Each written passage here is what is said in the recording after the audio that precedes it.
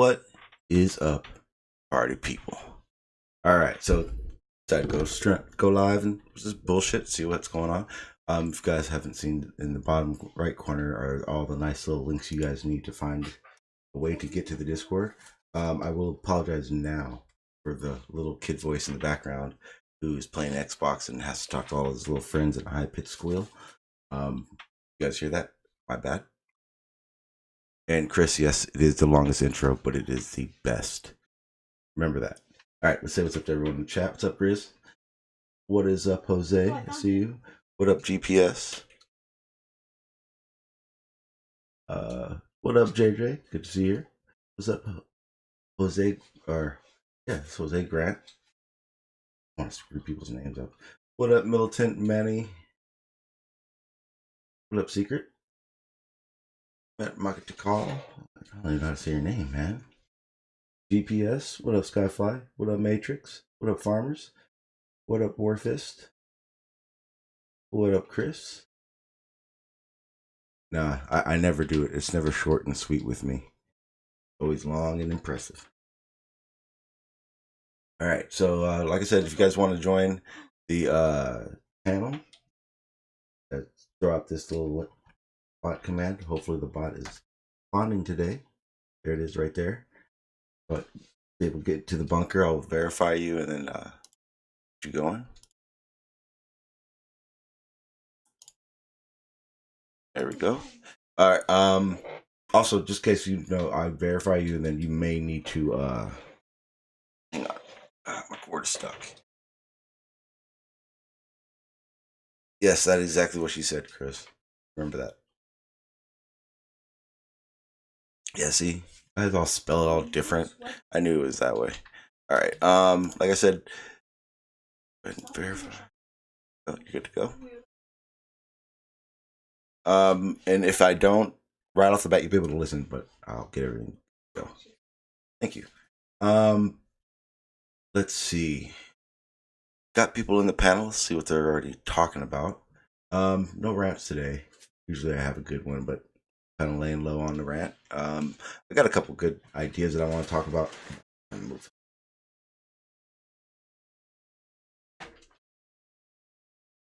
Here we go. So let me see.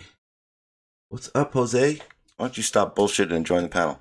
Anyway, let's go see what the hell they're talking about. It's always fun, right? My odds say pizza, most likely. For some reason they love pizza.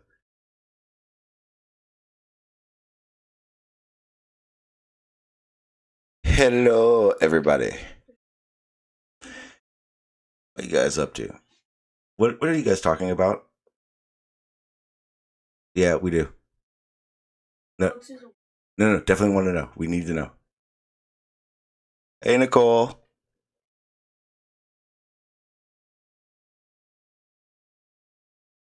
Okay, never mind. We don't want to know. Never mind. We don't want to know. Never mind. Well, I'm live streaming at the moment, so that'd be wrong, right?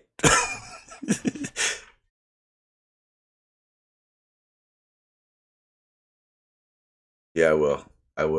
I don't even want to.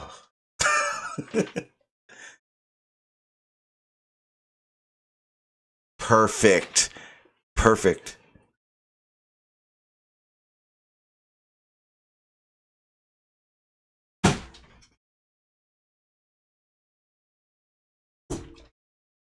I don't know why you guys still do that. You guys know my. To see if you. I did it again. Or actually, everyone, trust me, no one wanted to hear what was being said. It had everything to do with people you don't want to know about. Haha, Nicole. Oh, we just wanted to trigger Chris again, Sean. Well, he's around. We're not. Dun dun dun dun. Yeah, so what's the topic of the day? I'm not gonna lie, I woke up and went on YouTube and it was like you guys were in there for like 3 hours, and I was like, oh, okay, same topic. So To be fair, I Jose's enjoyed gonna working have with a him, so Real quick, the amount of God, nobody gives a crap about what you have to say. Jose's going to have an interview with a concave earther. which one? yeah. Is it that? I got questions. I don't know. I think that's the number 3. I have a resident concaver. You guys know him, Jason. Yeah. Jason is my resident concaver. I've seen his desk, and his desk is eerily creepy. He actually jumped on the panel this morning and was talking about tides on the concave. I'm going to tell you right now, he is the most knowledgeable concaver I've ever talked to. He does know what he's talking, like in the sense of the argument. He doesn't argue with people like on voice chats, like in debates and shit, but he always has something to show you. I know him. He's creepy. I've talked to him. He's creepy. So I'm just saying, watch out for that part. But did you pull up the image I texted you earlier, Sean? I have not. Although he did, I haven't even looked at my he phone did yet. give the most. You got to remember, He gave the since I most started bullshit that response contract. for. So, I'm sorry, Brian. Go ahead. Say it again. Sorry, I interrupted y'all. No, but yeah, no, he gave the most bullshit explanation for how tides work by saying the celestial sphere pushes it. Because because that massive water being pushed, the moment it got on land and hit a person, they just be paced. Yeah. That pressure is ludicrous. I just pictured my cereal bowl I was eating out of when he said that. Have you heard of the French concave earther?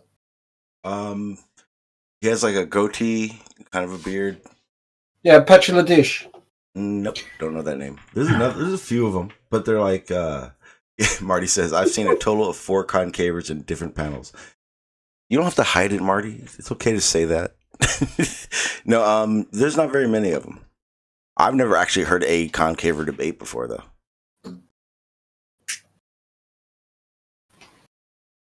That would be interesting. Concave versus flat earther. That would be one of those kind of like rare. Oh no! Fights. That would be fun. Understand this about concave. Concave looks at flat Earth like it's a joke, more than any of you guys do. Way more, because they go, Oh, no. Here's why. Concave has a model that works. damn. Yeah. So when you Can go, we arrange let me it see your model. Guess what a concaver will do? Here you go. Can we arrange a debate between two of them? Because that would just be interesting, useful knowledge. That's the thing. They don't debate. I've versus Mac. That'd be beautiful. Have you guys heard any concaver ever debate? I haven't. Yeah, actually one debated on MC Tunes the other night. Yeah, but really? Was it a good one? Yeah. I don't know. JM Truth didn't show up, Because literally, I think the only difference, and I may be wrong, but I think literally the only difference is gravity is a push, not a pull. Wait a minute. Did someone say concave Earth has got a working model? Yep. yes. Where? They'll show it to you. I don't know where to find it. I don't look it up. Here's the other thing. I'm like in that whole no disrespect thing, but I've always said this: if you meet a concaver, kick him in the balls. Just kick him right in the balls. So if you ever see Jason and he puts a boot up, that's because I always tell him if I ever see him, I'm going to kick him in the balls. Concave is I'm not even interested in it. It's just one more headache. I just seriously think there's no concave Earth model that works. They have one.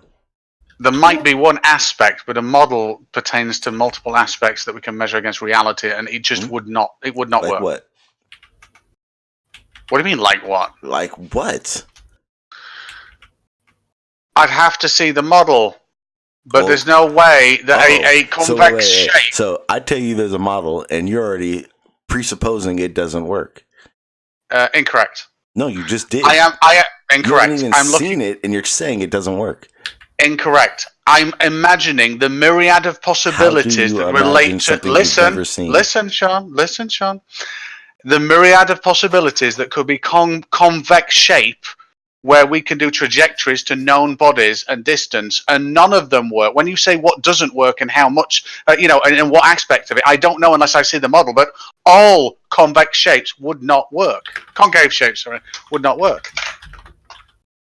But it depends to what degree this convex shape is and what they're claiming for me to say which aspect of it won't work. Because the more concave, the more distance, the different the situation where it won't work. Yeah, I'm trying to find it. I've been searching now since you mentioned it. Carlos, now I'm going to. Polaris is the first Carlos, example. now I'm going to have to watch T-Mog's channel later. Yes, I I like. will be joining. You guys are like yelling at me. Demand- Don't argue. Carlos, I don't even want to say it, but your mic is actually low. NASA wouldn't need rockets to go to space. They just put a wire from one side of the world to the other and pull it tight. No, Climb up it's it. too big. I'm sorry, Sean. I was not getting a smoke. Wait a minute, Carlos, that was really bad because I was going to say, Carlos, you're way too loud. Turn it down. And then Sean spoiled it. Well, that's only because, like, sometimes it's just not worth listening to a whisper in your ear. Sometimes it is. It's either got to shut up or speak up. One of the two. Well, let me speak up, dang it. Yeah, Carlos, thanks for making me go and have to go fucking. Hey, find Carlos, T-Mog's channel if again. you cuss one time, Carlos, if you cuss one time, I'll give you primary speaker in here, and you won't have to worry about that. Yeah, I'm okay where I'm at right now.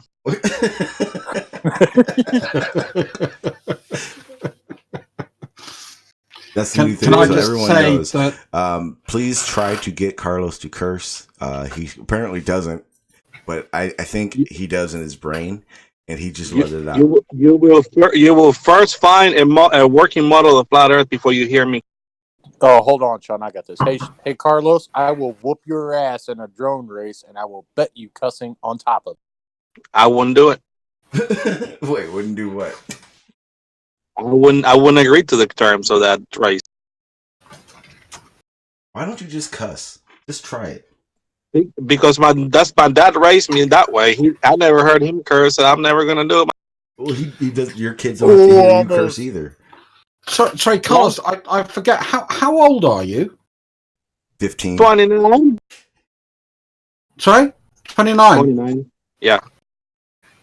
Shit. I told everyone yesterday he is the resident youngin. Well, Yes, no. he The is. only question I want to ask is: it impossible that I'm your father? Oh shit! Damn. You know what? As a logical person I am, I'll have to say that there's always but no, you're not my dad. I put it in the wrong chat. I'm doing the math. All right, That was my attempt at getting Carlos to curse. Stingray, I just I'm put doing the math. Hold I on, just put the concave model in the chat. I tell you what, if you guys tune into the Man of God channel, he might make me say a bad word tonight. Ooh, mind to God. If you have Discord, get in here. Are you trying to shill his channel now, Carlos? What the hell? No. Here's the thing. Mind to God, I will I'll share your channel everywhere if you come in here and make Carlos cuss. Oh, that would be priceless. Oh, don't let me. I know I'm asking for it, but I think this is worth it. You're asking for it.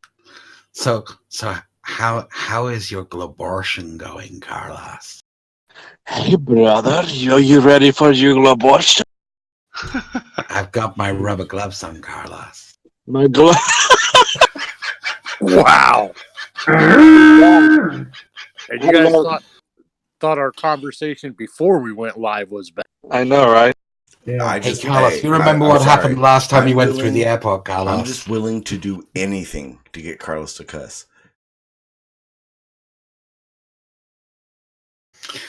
Anything. Poopy head. I got to think about this for a minute. There's got to be a way to do it. I'm sorry, Carlos. Carlos? No. No. There's a very simple question. Is it the fact you're morally and spiritually against using any form of blasphemous word? I think it's a combination of the way I was raised, and also there, I'm not supposed to be, using some, vulgar language anyway, and I don't know. It's just, I totally agree. So what I'm trying to do is I'm trying to find the framework of what counts as vulgarity in your rule set, and then what we can do is we can find where the wiggle room is and find out how much Sean's willing to pay for it. Hey, let me put it this way. I don't think my testimony. Hang on. I don't think any word that, whatever. I don't think my testimony is worth, throwing out just because somebody wants for me to say a bad word, whatever. I don't. No. I totally agree, which is why I'm trying to understand the rules you're under. If I understand the rules, you know me, I'm really good at finding ways around that. Therefore, we can do it in a way that's not going to conflict with your moral position. Therefore, we can then do that. And then I was going to take a 20% cut, but probably not a good idea doing that in front of Sean. Hey, Carlos, when you drop a hammer on your foot, do you sound like Ned Flanders from The Simpsons? No, I say son of a biscuit or son of a motherless goat. I always used to say Benson and Hedges instead of bloody hell. No. Wait a minute. Where did the goat come from if it didn't have a mother? Exactly. That's like a demonic goat. Carlos, I have a question, and I need you to be honest, okay? Ready? Yes. Okay. Do you curse in your mind? You have no proof. That was a yes. I understand you took the fifth, but we all know what that means. No, and that's the thing, It's it doesn't count. And I think I've heard it may not count, but it definitely puts an easier step towards getting it to happen. Actually, doesn't it say stuff in the Bible where it says, if you look at a woman with desire, you've committed adultery in your heart, kind of thing? Oh yeah, definitely. Yeah. Isn't that kind of a similar vein? Oh yeah, definitely. That's why I try not to do it, and I'm pretty good at not doing it. I'm only playing. He asked me if I ever, whatever, and yeah, I guess so. You were saying something is just what's it called? Materializing your thoughts when you speak it out. So. Carlos. So Carlos, when you nail a tree with your FPV drone, what goes through your head? Say that again. When you nail a tree with your FPV drone, what goes through your head? Son of a biscuit. Son of a Baptist preacher. Marty in the chat says you sound like a unirock with fake swear words.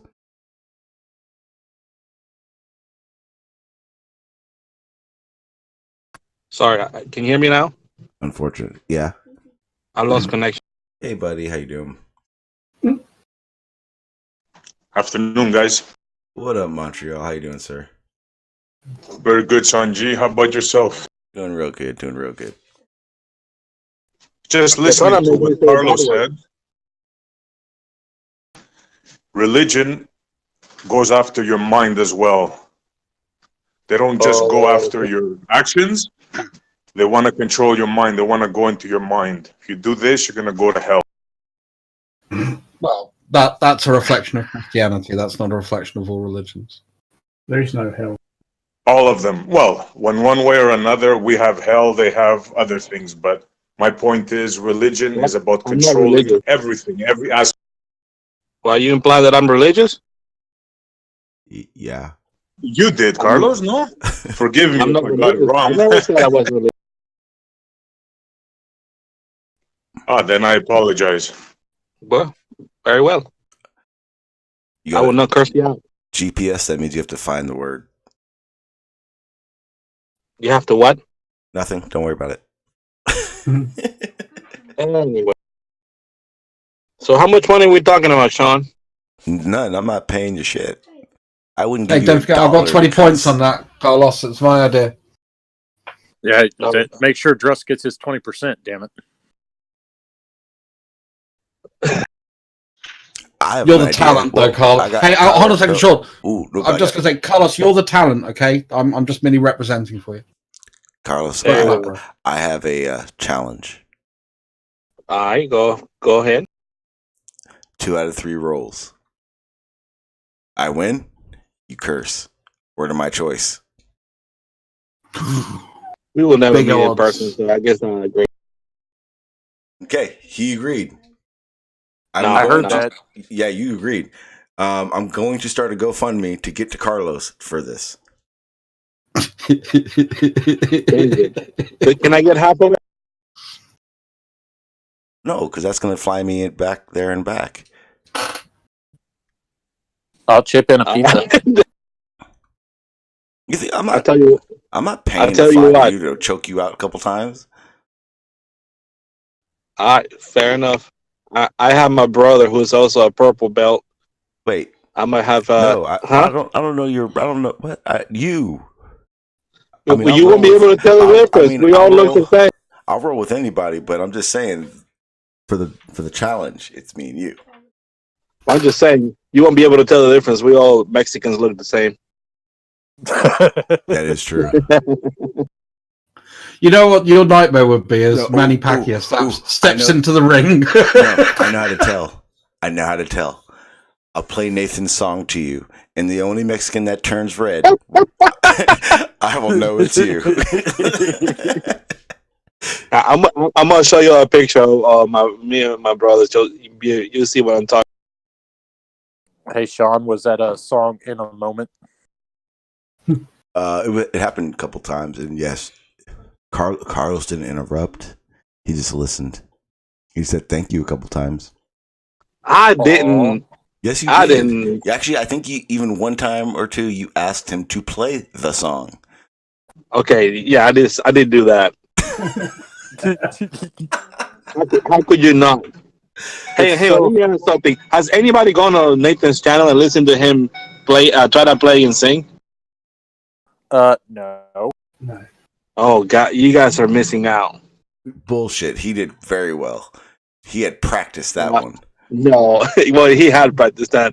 It was something like, "Hey, Carlos, you understand? You're not helping yourself at all. You keep denying shit." Has he got beyond one chord yet? Hey, Sean. So what? What'd you say? Has he got beyond one chord yet? Oh yeah, this is a song. He wrote a song for Carlos.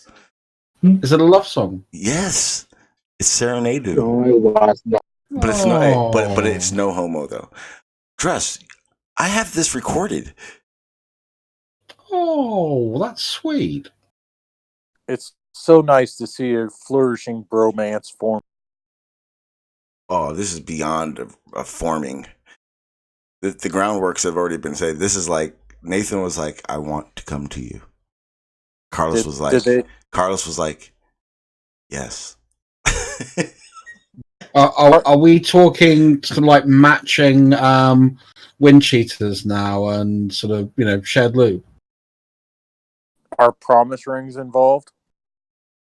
Definitely promise songs. It was a promise song. I'm going AFK for a second. I'll be right back. Yeah, I bet. Did he say AFK or AFK? I think that's a cuss word. I don't think he said it, but I think he insinuated it. See, if he doesn't cuss, then we can definitely insinuate what he meant. So I'm going to see my dinner again. So since T-Mog is doing an open panel later, are we all going to go raid that bitch? The Mind of God? No, I won't be there. What, for an hour of Bible reading? His live streams are so boring. But Carlos is going to be there. Carlos does go there all the time. He's there a lot. A lot. Sean, I was going to ask you, did you see my comments on Travis's video yet? No, I think he hit him. No, he hasn't. They're still up. No. I would have assumed he hit him because that's the type of person Travis is. I think this would be disappointed in myself because I haven't got that clip yet. What are you sharing? Damn it! You better not be sharing your porn. What is that? I think this would be the perfect kind of like Nathan and Carlos get together music. No, That's perfect. No, it wasn't that bad. I remember this. I remember when this was in the charts. No, put it this way. What Nathan did for Carlos came from the heart. It wasn't cliche. It wasn't over the top. It wasn't horrible. He had practiced. It was special. See what I mean? This is just the perfect backing track to everything you're saying. Oh, this is groovy. This takes me back. That would be the music I'd play in the background of the whole upload. But when it came to Nathan's part, I would turn the music off. But are you sure it wouldn't be Hungry Eyes? I don't know that song.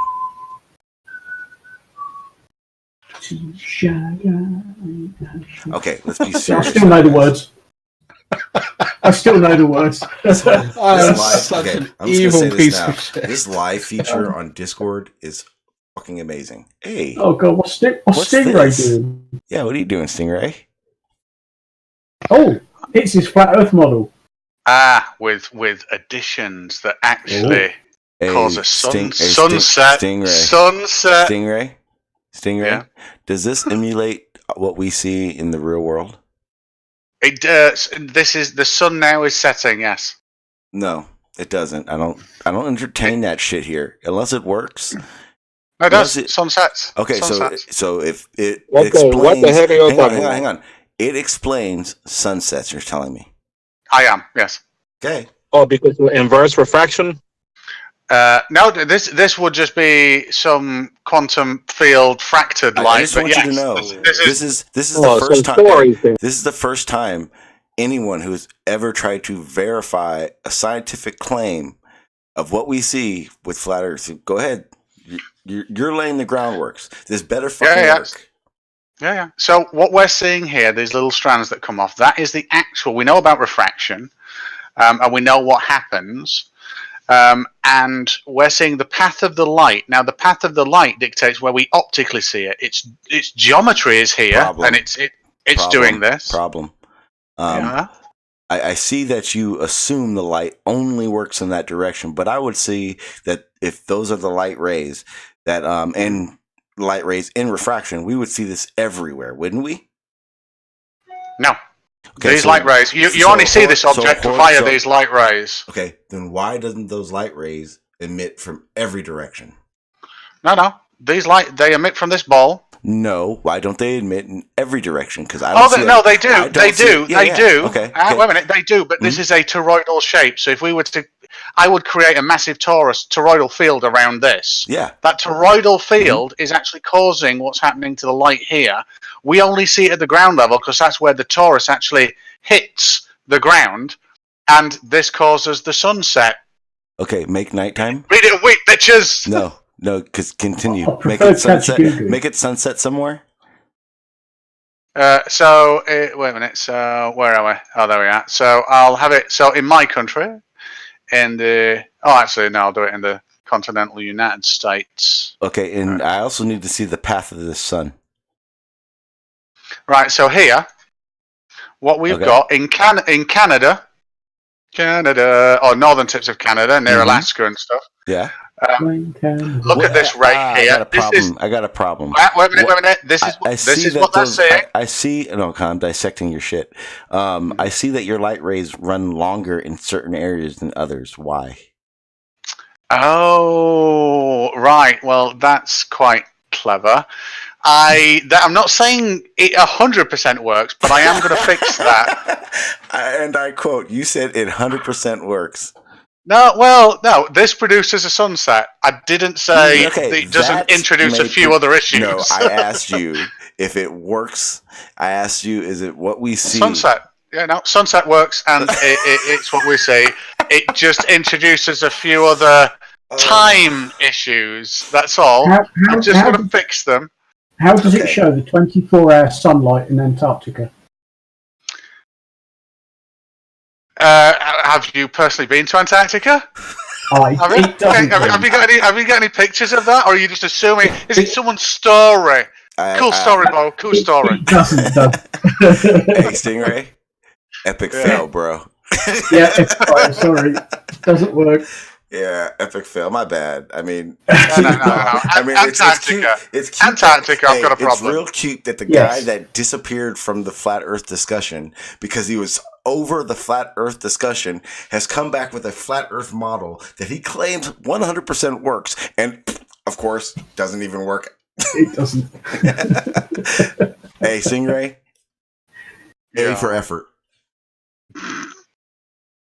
Yeah. Now, maybe if you came here with a realistic globe model with the fabric of space being illustrated around. I know you want that, but okay, no, just check it.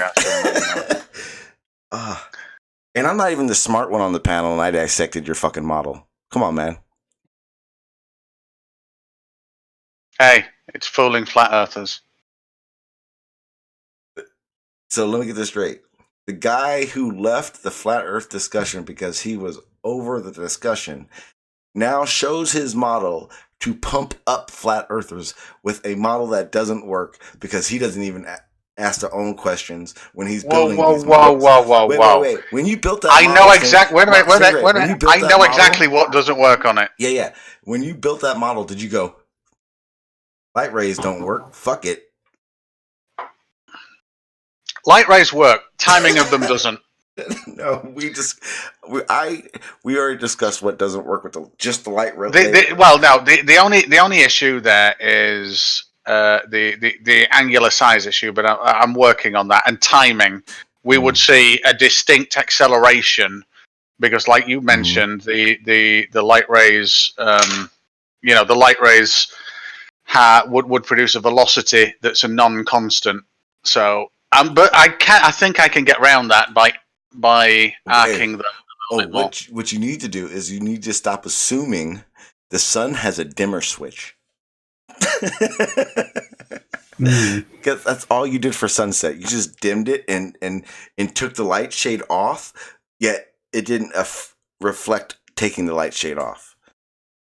To be honest, do you know what this is? This is more like Gleam's idea of how it works. No, seriously. Why are you trying to pass it off on somebody else? No. I still think I might be able to get this. I'm not saying there's not going to be issues with it. I've only ever found one model where there's no issues with it, and we all know what that is. But I think I can solve a few of the issues independently. It's just when I put them back together, they don't work. See, the problem is you're wasting your time on these fictional stuff when you could be creating these globe models with examples of how we know they work and helping people that don't understand it much more, rather than trying to confuse them with D&D stuff. Mm-hmm. That's Dungeons and Dragons for you non-dorks. Not advanced Dungeons and Dragons. There's an advanced? Is that where you is that like when you actually live it? AD&D came out in the early 80s. No, that came out in the early 80s. That replaced the standard Dungeons and Dragons. You're right, Carlos. Your brother does look exactly like you. That's actually me. I was showing the farmers. Oh, that must have been, 10 years ago? Screw you. Yeah, it was 10 years ago. That's a much smaller Carlos. I bet that dude could go up trees quicker, couldn't it? Look him off to school. That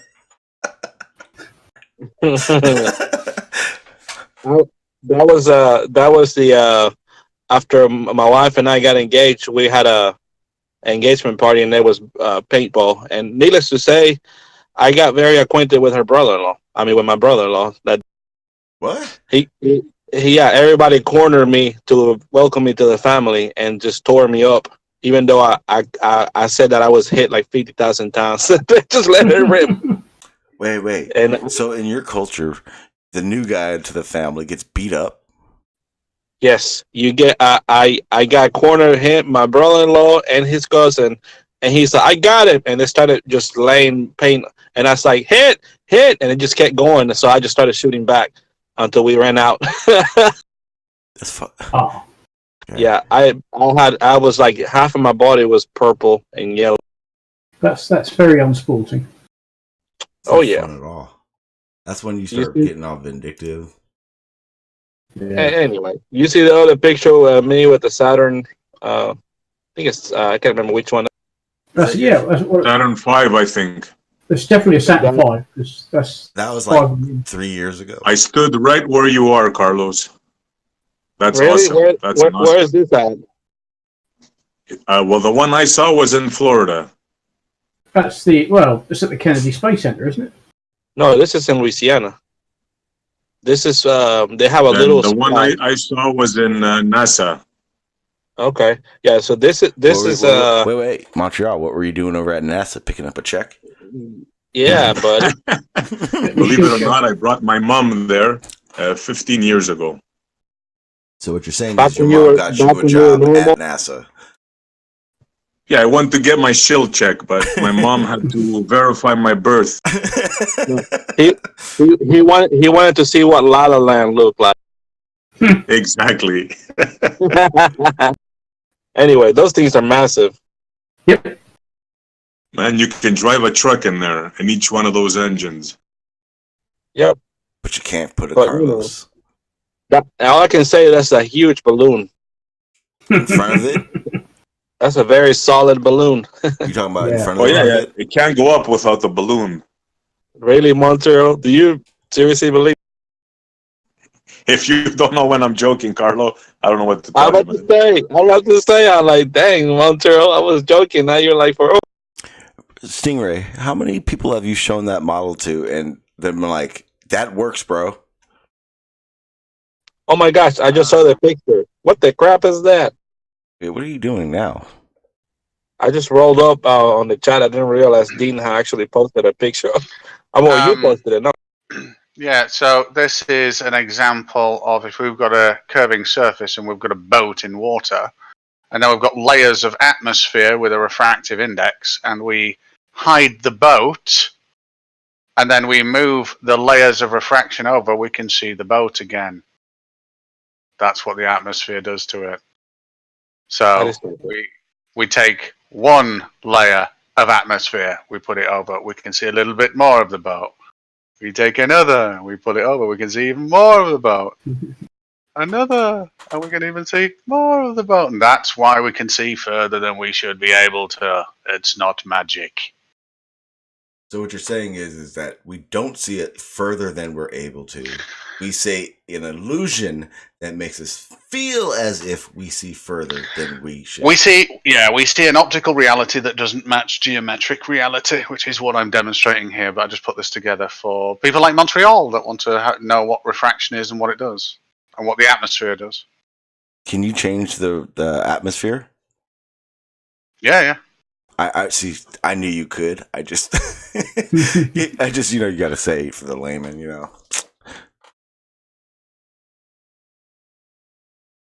Yeah, so with the atmosphere, we can see the boat.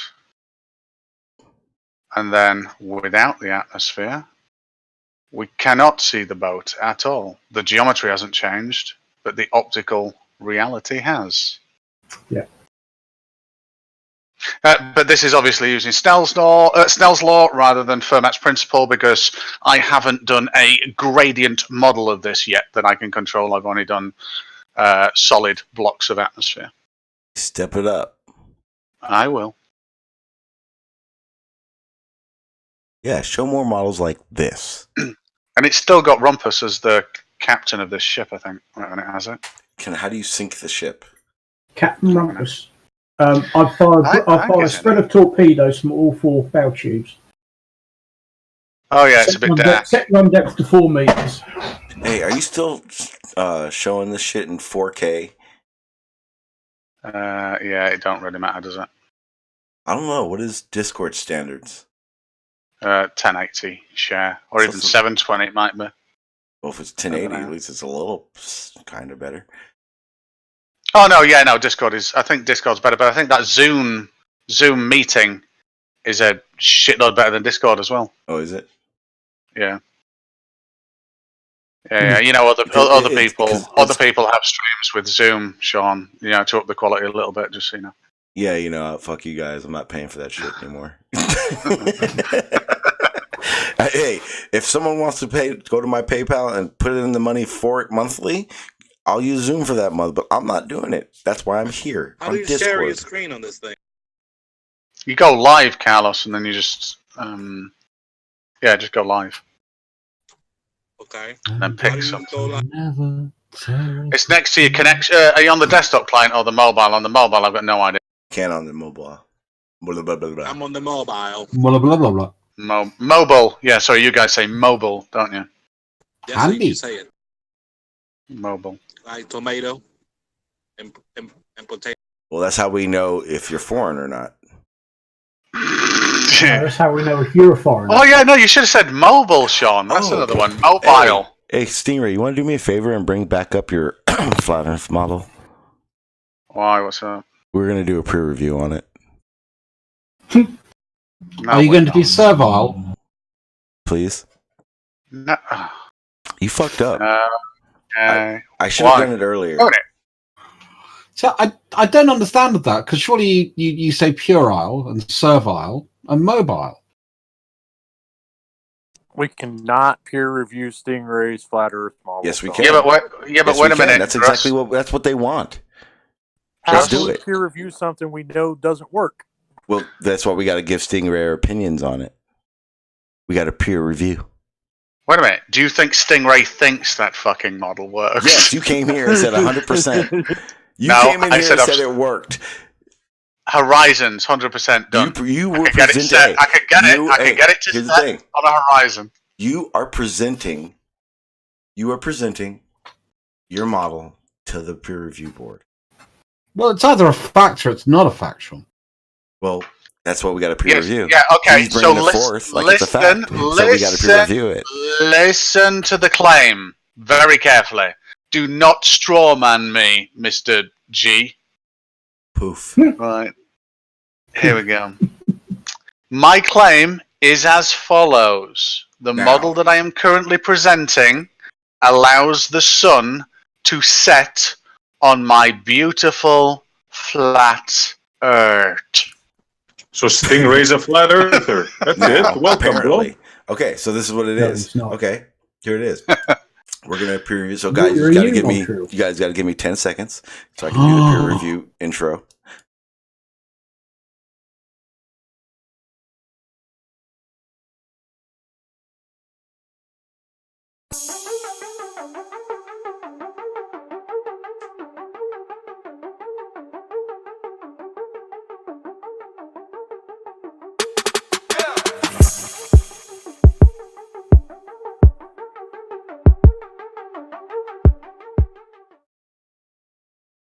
All right. Okay. We're back on now. Okay. I do have a question for you, Sean. Do you think your belief in whether, Stingray's model is correct or not makes a difference to whether it's correct or not? Does what? I know. Sorry, I've just been dealing with this for like the last 2 days. I just thought I'd take it out on someone else. Did you just slick me? Okay, Stingray, can you please place? Oh God, Sean, never say that again. Thank you, perfect. That sounded like a quite personal and TMI comment. Okay, here we go. Okay, so we'll start with, hey, Alan, how you doing, buddy? It's been a while. Oh, not bad, thank you. If you click on Stingray's live link, we're pre-reviewing Stingray's model. That's how I ended up in it, because I forgot that when I click on Stingray's, when I double click on Stingray, I joined the stream as well. Oh, okay. If you want to just listen in, that's fine. But if you want to, that's right. I'll chat. That's not a problem. It was just one of them things, Yeah. Well, if you'd like to give Stingray your opinion of his model and what does and doesn't, or what doesn't work really, this is the time. Yeah. Well, Are you still using that cubic fall off for the? Yeah. So cubic fall off, light. energy fall off for the light, and I've now got a somewhat interesting energy toroidal field that makes refraction do this, which allows me to have a setting sun. This is my setting sun. The sun is setting in Canada. The sun is setting in Canada right now. Okay, because that's the path of the light. So, Alan, at this point, you can tear this model up. That's what we're here to do. I mean, we're here to pre-review it. I mean, only on that claim, setting sun, go. Yeah, but that setting sun has to work on what our observations and where we really work. It does. Look, observe. Yeah, there you go. But the interesting thing, if that model was true, you can make the world's coolest death ray mirror. That is true. Right? Carlos, did you want to stab at this? Farmer's boy. I know you're foreign. You like doing that. I'll stab at it. Okay. Oh, hold it. When I'm playing the Flat Earther, I'm called Sling Ray, apparently, as well. Not Stingray. There's no such thing as a Flat Earther. It's only growth deniers. Okay, well, anybody can go. I could be the world's first then, Sean, if I get this working right. I'll go first. I can go first. It's fun. Okay, so for one, no. I need to see the 24-hour pattern in which your sun orbits around the top of this model. Well, yeah, that's it. There you go. Can you show me 24 hours, please? That was 24 hours. I'll go from 0 hour, which is over Florida. It goes all the way around like this, and then comes back round. I would like to see how you explain radio wave propagation. Go back. In this model. Go right. So your top right screen area. So if it's in right, then keep going right there. Leave it right there. A little bit more. Mm-hmm. I need your light. I need those light rays to start hitting the United States, but not be there yet. Wait a minute. If they're hitting the United States, right? That's United States. Right that's there. your Stop, sunrise. Stop, right there. Perfect. Yeah, that's your sunrise. Perfect. Yeah. Okay, so I will say I'm going to repeat myself, but I'm asking why there are only a couple of light rays that actually make it to the horizon, I guess you would say. Or no. These light rays, they're obviously everywhere, right? They're everywhere. Quintillions, yeah. Yeah, there's quintillions. Yeah. This just shows the path. Okay. This shows the geometry of the shape that the light rays are taking. Yeah. But if this is everywhere, then the light rays should be. Light doesn't travel. Yeah, they don't travel in that pattern, that fashion. I already asked you how you got a lampshade off of it and still have it pointing. So if that light does travel in all directions, then we would see it everywhere. You can't turn the dimmer down. Wait a minute. Stop. You're asking me questions. You're making assertions there. Why not just ask me? So ask me a direct question and I shall answer you. Do the light rays work that way in what we observe? This allows the sun to set as we see it. I asked you a question. And it's coming. Wait a minute. And look at this. In New York, the sun is rising. The sun is rising currently in New York because that's how our vision presents it. So wait. I know it is. But the light rays, that is not what we observe. It is. No, it's not. This could be measured. This could be benchmarked. I can tell you now, even with refraction from the sun to us, the sun's rays are at a 90 degree, right? 90. It's bending like this. It's a toroidal field. They don't bend like that. It's controlling the light rays. They don't bend that way. I would have to see this modeled with the drone footage filming multiple sunrises for this to be valid. It will do that. This will work with multiple sunrises. Can you show me on that? I like to see noon. I'm slowly starting to miss Slick. What the crap, man? Yeah, your argument's not even working. Because that's not bend EM rays. Right. So wait a minute. So this is high noon. Central time. So my other thing is how come we don't see the sun that way? Bullocks. So wouldn't people in northern Canada still see the sun? Yep, it's low in the sky for them because you can see that. No, but it's high in the sky. No. This is the geometric sun, Sean. We see it through this toroidal field, and these are the relevant paths that come down. Do the sun's light rays work in a toroidal field? I don't know. Have you ever traced one of them? Yes. What sort of? No, you haven't. Can you show me the paper on which you fucking traced it, then, yes, please? I can. I don't think you have. Yes, I have. Well, all the way from the source. I seriously doubt it. I seriously doubt it. I'm telling you right now. It's a bold. That's a bold claim. You are in review of this peer review board. Just keep that in mind.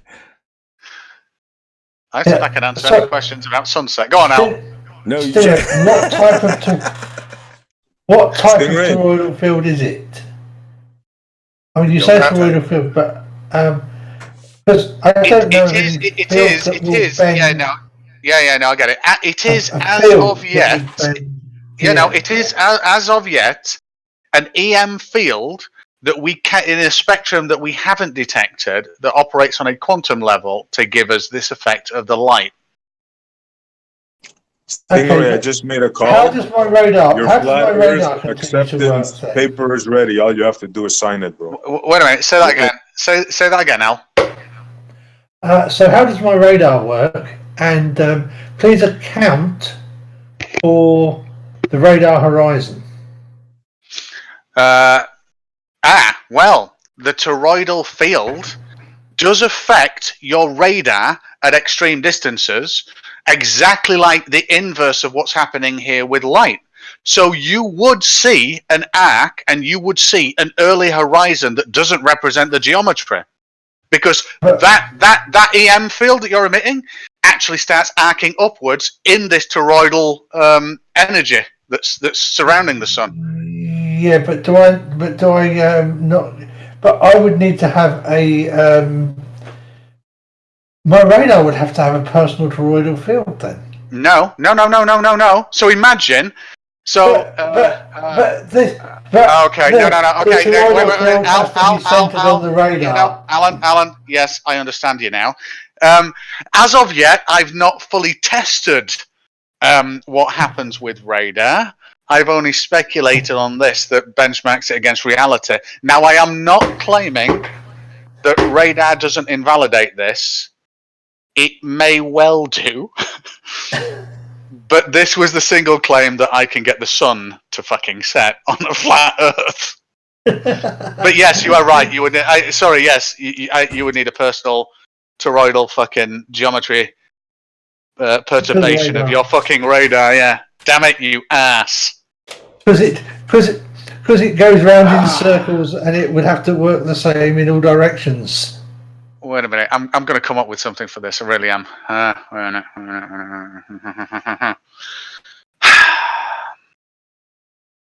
suppose my transmitter is creating its own toroidal field, is it? Well, leave Stingray's word salad, please.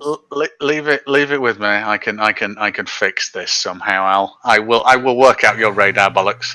Although we don't really understand how radars work, so I can just dismiss that, and I can just say no to you, and that's valid. No. Yeah, even though radar still works because we know radar works. At least I hope we know radar works. It has to pass a peer review under the scientific guidelines and yours. Okay, no. I've got it. No, I didn't tell you. I forgot to tell you the peer review board is also a limited time. So we're going to go ahead and ask people the relevant questions. Alan, does it work? Yes or no? Well, it makes the sunset, but it doesn't help with it doesn't help with lots of other stuff. Exactly. My single claim was it makes the sunset. Remember that when I came in. Sorry, Stingray. Blue, if you want to chime in, does it work? Yes or no?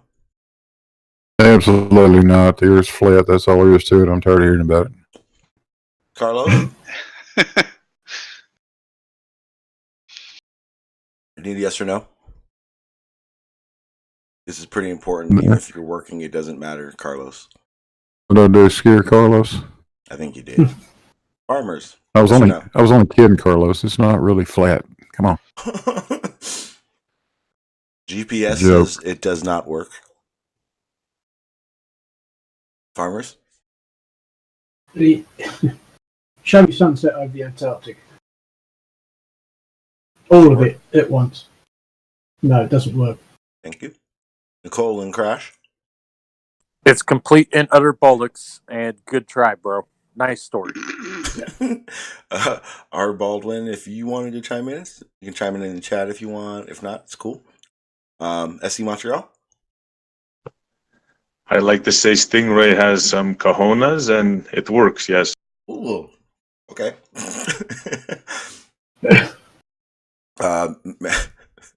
Max, you want to chime in? Yeah, Cowboy or McGregor. That's for the next stream. That's I'll talk about in a second. Stingray, your model has been reviewed by the most stringent peer review board there is, and I'm sorry, my friend, your model is kicked off the island. Nice. Well, all I can say is I'm glad science is done by consensus. It's amazing. Popular opinion. Love it. Yep. Oh, wait, that's not how science works. It is here, bitch. Welcome to my peer review board.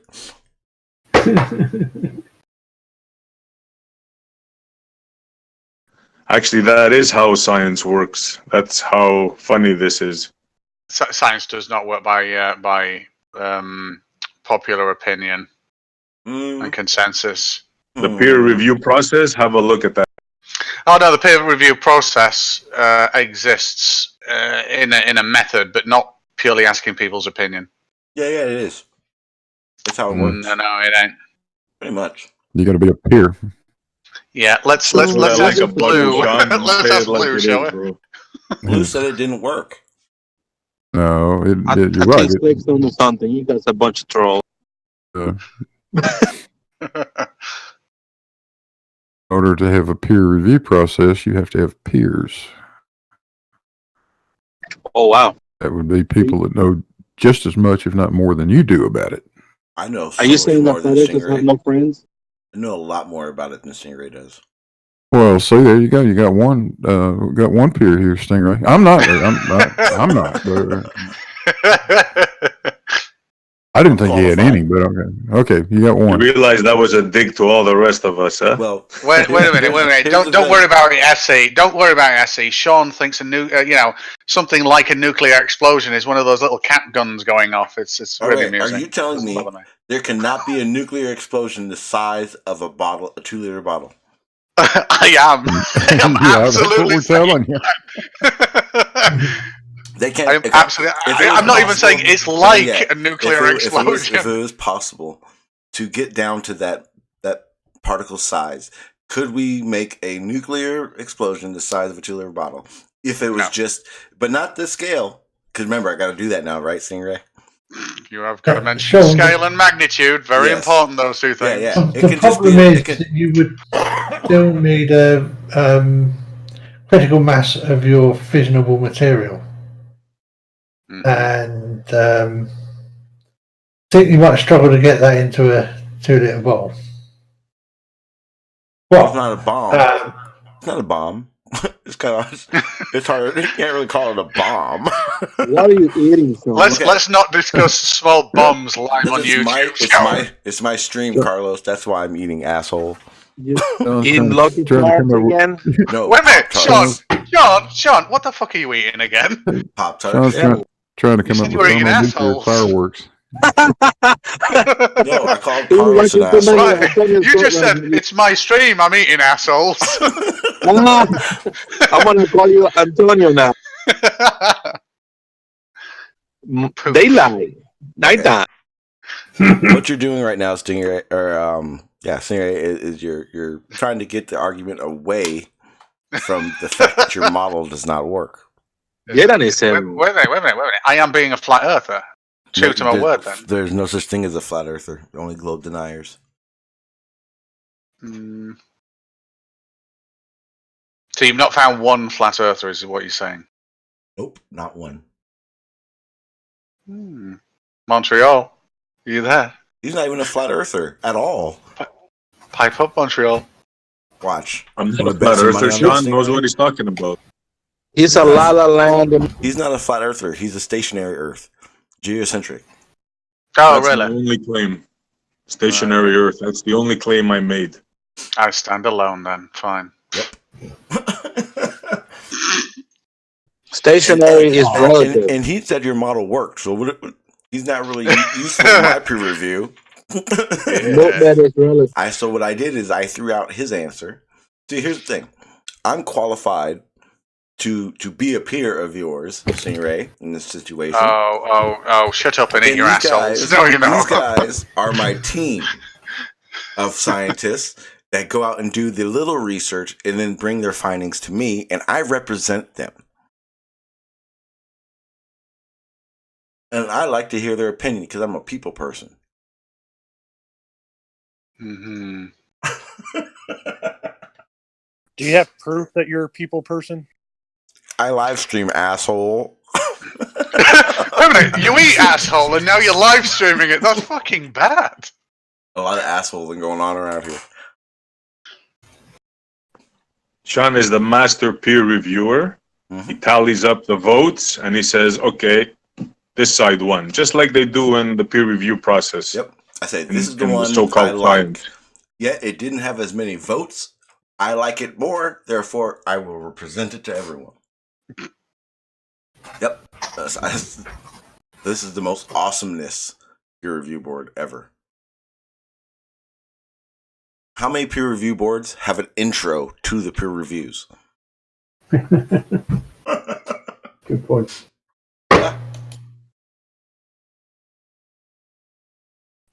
And how many peer reviews have people on both sides of the coin? Certainly not today's so-called science. Nope, only here. Where are you going to get flat earthers, stationary earthers, concavers, globers all to vote on a topic in real and science? Nowhere. Ever. Can't argue with that, bro.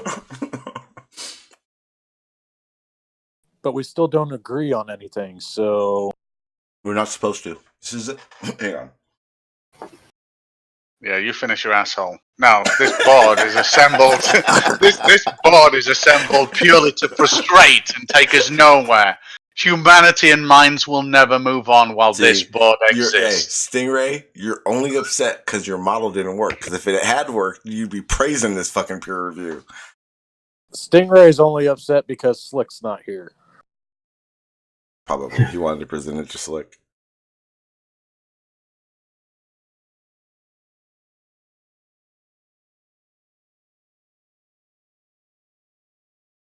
Do you need a hug, Stingray?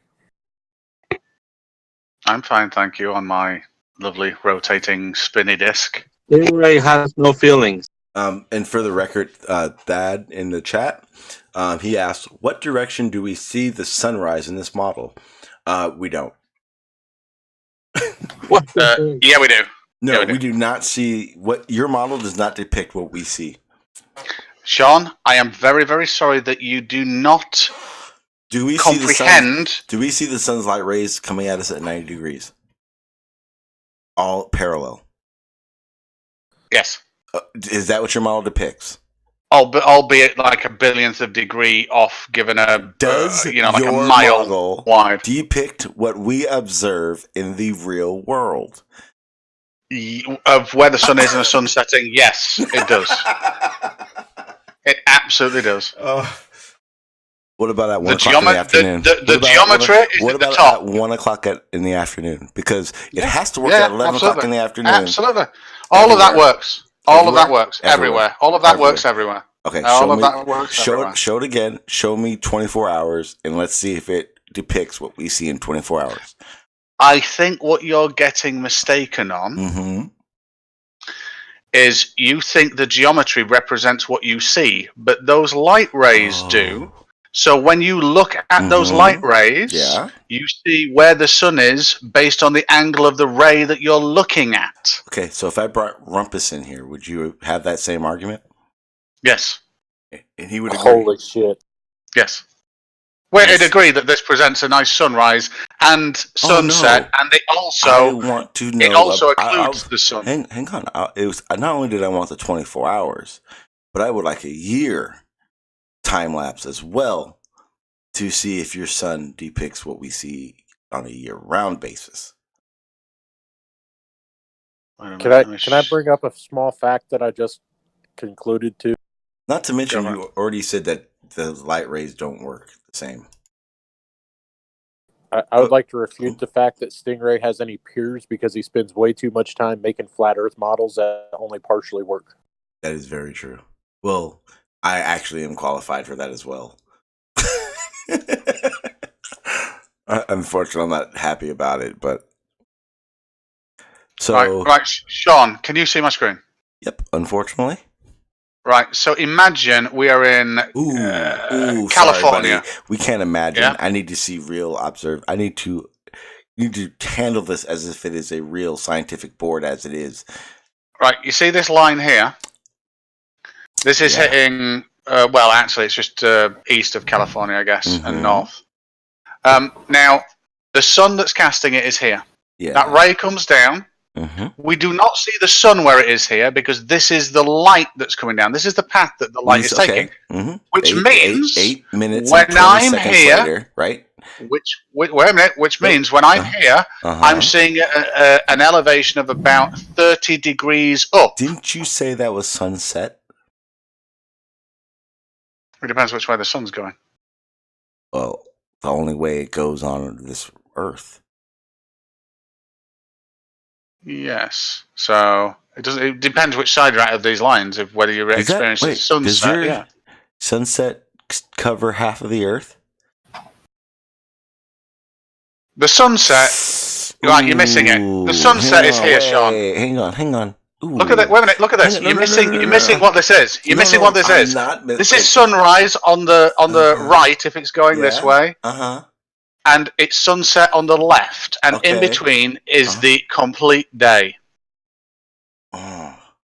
This works. Don't think of the light here. Don't think of the light that you can see. Don't. So let me wait a minute. Let me turn this off. Yeah, it's the rays that are important. Yeah, the ones that are way out there, but we don't see that light. It will be here at this side. If you were out in the ocean, you'd be seeing the sun set. Where does nighttime come into this where you can't see the sun? Well, you can't see the sun after this line moves away. So after the sun's gone like that, that's it. Sunset here. But aren't those lines everywhere? You can't see any. No. Wait, why not? How does it distinguish between that long and not because that it's long? A toroidal field that intersects. And we don't live, but the sun doesn't work in a toroidal field. Well, well, you say that. This is just a theory, and it's no more speculative than yours. Have you been to the sun? Have you touched it? Yeah, twice. No, you haven't. Yes, I have. Prove it. Cool story, bro. I'm gonna get some coffee. I'll be back. Have you proven it's not, Stingray? Have you been there to tell me to show that it's not? I didn't. I never claimed that. Story, yes, you Stingray, did. But you need to take this peer review seriously, please, sir. Yeah. Hey, I have a lot of backing in science. Your model will never be seen again. Unless you cooperate. Alan gets it. No, Alan does not. Oh, wait a minute. Is Alan still... Alan, I've got a simple question for you. Given the light rays here, and given the apparent optical reality on this lovely flat Earth of mine here, would we see a nice sunrise and a nice sunset as the sun traverses round the disk like this? Wait a minute. I have another problem. Can you show me in the middle of the United States? Yeah. So that's probably central noon. Okay, so you said everything on the left is sunset, and everything on the... Or I might have got it reversed. Everything in the middle is the middle of the day. Everything on the right and left is sunset and sunrise, correct? Well, whichever way the bloody sun goes. Yeah, whatever direction you're making the sun go. Yeah. Okay, so what you're telling me right now, the East Coast should be setting, In the West Coast, the sun is rising at this moment. No, so the East Coast. So if we take somewhere like New York, no, but has got wait a minute, has got a tangent of this. So the sun is about 35 degrees high in the sky. So it's a sunset. It's 35 degrees. So sunset, it's you said, right? Well, it's whatever 35 degrees is. It's not sunset. But you said that your model depicts everything on the left to be a sunrise and sunset, or everything on the right to be on the left to be sunset, sunrise. Right, are you ready? I'll try and explain this another way. Okay. These outer rings here, Sean. These outer paths that represent billions of rays. They're just here for illustration purposes. Yeah. These represent the extents of which the light will not go beyond, and we would see no sun outside of these. So in most of Western Europe, most of Eastern Europe, we can't see the sun here now. It's here, it's on, but a little bit over, let's say in Norway, we can see the sun because it's just sat on the horizon. But for the continental United States Central Time, it's high noon. So yes, this does work. No. Yeah. Show me the West Coast of the United States sunset. Wait a minute. So if it rises, West Coast sunset is about like that. Then that'd be so sunrise. now That's sunrise. Okay, so West Coast is. You do know the direction of the sun. Yeah. Wait a minute. That. Okay. Wait a minute. About that. So if we're looking at California, yeah. So these indicate sunset. Okay. Now make it noon in the United States. No. I need 6 o'clock. Oh, I don't know. So that is in the evening. Yeah, that's the beginning of so right. Yeah, so that's probably about. Wait a minute. That's probably about 6 o'clock, I would imagine. Ooh. So you're telling me New York can still see the sun? It would be very low on the. Wait a minute. It would be very low on the horizon. Very low. It would be impossible because our sunset is nighttime for them. They don't see the sun no longer. That's verified. Well, that just means I scale this effect down. That's not a problem. Not a problem at all. Okay, let's go ahead and scale it down. Perfect. Wait a minute. See, it's all about refining the model, Sean. Yeah, that's all. Of course.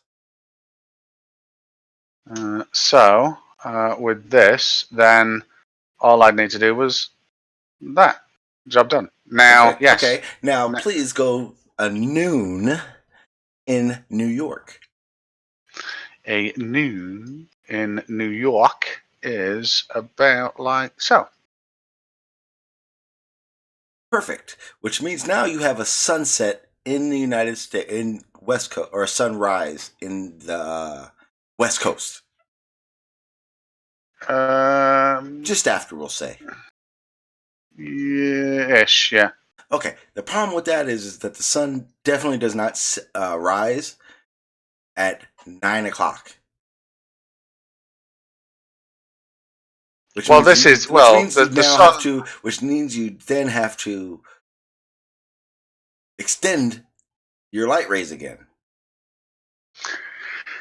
I will say one simple statement for the clarity of the entire panel, and that is, I never claimed that this matched reality. My simple claim was this produced a sunrise and a sunset on a flat fucking surface, and that was it. And you did that very well, Stingray. Oh, yeah, you did great. Thank you. Excellent job, buddy.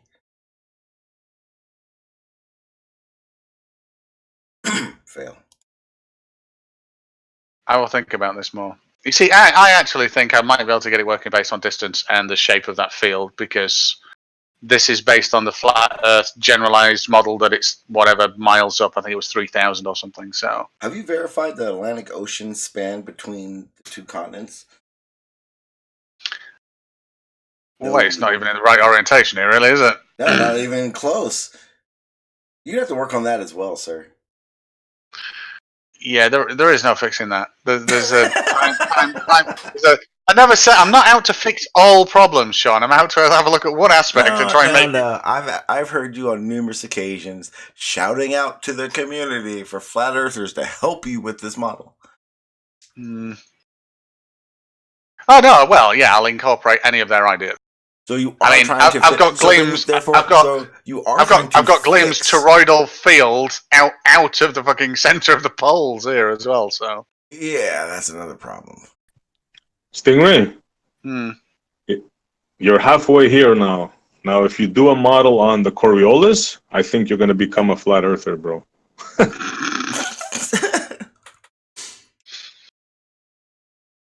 Yeah, the problem with Coriolis is it kind of works and is demonstrable.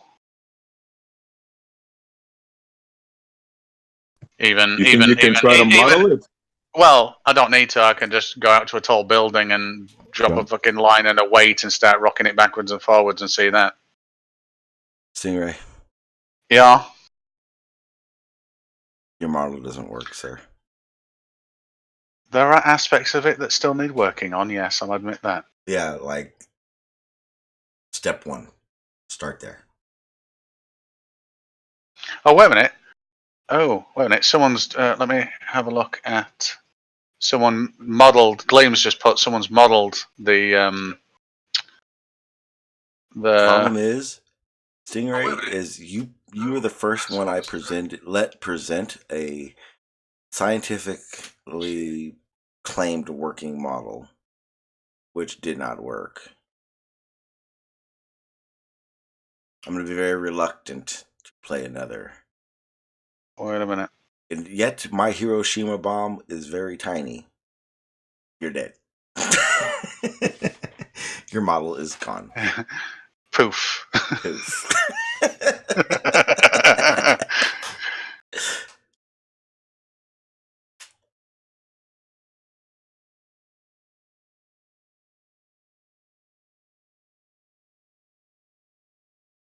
Yeah. Yeah, unfortunately, Stingray tried to show us a model where the sunset always worked, but yet, I mean, we were able to just pick it apart very easily. And if we're able to do that, we must be of peers of him, because of course we would only be able to notice these things if we were not, or we wouldn't be able to. If we weren't. Stingray. Yeah. Cool story, bro. You know, I get that from Matrix Media, right? Cool story, bro. No. That was Lori. Lori. Oh, was it? But he's taking the piss out of Matrix when he's doing. Okay. Well, I don't care. Lori coined it. That's Lori's now. He used it in the best circumstance. That was by far the best. That's just going to be legendary. It's like the new fad now. It's trending as we speak. It's like only us say it, though.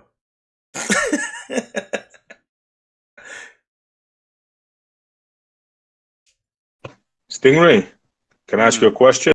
Yeah, sure. Your model, of course, we don't live on a model. I'm just shooting the breeze here. Mav64 asked a good question in the chat. Have you considered the equatorial mount? How it would work on that? Like I said, no, an equatorial mount just plainly wouldn't work. But to depict reality, it would have to, though, right? I think one problem at a time, and once I've fixed all of them, I'll try and fit them together. All right. But it's not the easiest of tasks. Hey, I'm gonna read you something, Stingray. I need you to understand that I'm doing this from the heart. Okay, right, everybody. Of course, I didn't remember shit. Not a dork. Okay, you ready? Doesn't matter how beautiful your theory is. Doesn't matter how smart you are. If it doesn't agree with your experiment, it's wrong. Feynman.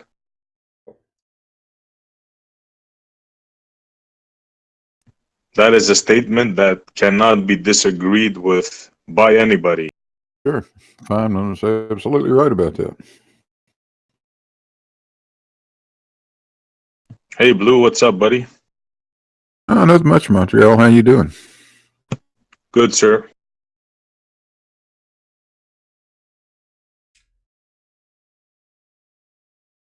And editing video all day. I'm tired. I didn't realize how. I always thought it was fun when I first started doing that, but now, like, especially when you get when you learn how to do stuff and you want to go make it better and better every time, then it just becomes a long process. It's very tiring. Yeah, it's tedious. I didn't even realize how bad making thumbnails was. That's fucking tedious too. Yeah, exactly.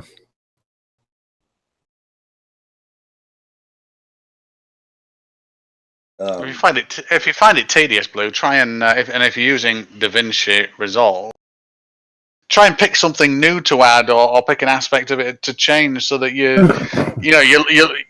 you're learning something a little bit new and make it a bit more engaging, maybe. Yeah, that's what I got to get into. I'm using. Well, actually, I'm insulting DaVinci by using it when it gets right down to it. I've got to get better at it, learn more things about it. I just haven't. I've been too damn lazy, I guess. I asked Dean a question about the nature of the sun, and he talks about light and how it behaves. Is it important to get the nature of the sun right when you're trying to model something, Dean? Have you considered that that might be a factor in terms of dispersion of the light or how it disperses? Well, yeah, I've theorized that that the square law does not apply to the energy coming off the sun, but in fact it's cubic, and that's the way that I got the flat Earth sun not to illuminate the rest of the disk. Stingray, GPS asks, how far away is Polaris in your model? How far does he want it to be? I'll use that. Science gives, right? Stingray, start with 3. So what you're telling me is, in your model, that would need everything to work with it to be what we see. Mm-hmm. Only he picks a sunset or sunrise for a location. Well, how many locations can you be in, Sean? Well, I would assume just one, so it will work for you. So there you go. And you can be in one. And we can also say what time our sunsets are for each other and sunrises are for each other. And I'd have to ask you, does it line up? I think I might still be able to fix that with certain shape geometry. Yeah, Sean just invoked reference frames on you, Dean. I know. Oh, we've been picking this part all afternoon, Digital. I don't know where you've been. We needed you. We had a peer review and everything on it. Comes back to what the nature of the sun is. Yeah, no, Digital saw me in Terry's with that, didn't you? Were you there? Yeah, I did. And also, till about 3 o'clock this morning, was trying to explain to Right the Hand, 1, that he's an idiot, and 2, he doesn't understand that it doesn't have to have mass to be energetic. He's still talking about that shit? Oh my god, I've got a bachelor in physics. How does light work? Light is misidentified, man, by both ball earthers and flat earthers. Yeah, but Pete, if someone claims... How would you go about identifying it, Pete? Well, you get the proper context, Sean, but my point is to Dean that, if the sun isn't right, well, I don't think the earth is going to be right, or whatever model you put down before is not going to be right, because you haven't defined initial terms, right, properly anyway. Now, if, as I hold it to be the case, it acts like a shade. There's a barrier there, a watery barrier. So the contour of that barrier, if we understand it, it acts like a shade, throwing the sun's energies. Light is a secondary aspect. Visible light and heat are not intrinsic properties of the sun, right? Because otherwise, as you rise up in your hot air balloon or something, your face is going to get scalded off you as you move closer to the sun. But that's not what happens. There's something else going on. Okay. So, yeah, but wait a minute. Wait a minute. Close. Stingray, I have another question. Wait a minute. Let me just answer Pete 2 seconds. You understood Pete's answer or Pete's question? Yes, I did. That says a lot. Come on, man. Come on. Yeah, no. One of the issues with what you said, Pete, if I'm putting on my reality hat, is it's a ridiculous claim saying we go higher, we burn our face off. If the distance between 0 and 50,000 feet, since we radio ranged the moon in the 1960s, what fraction of that distance do you think that 50,000 feet is? Sure, I understand. Okay, given the inverse square law, how much do you think that will make a difference?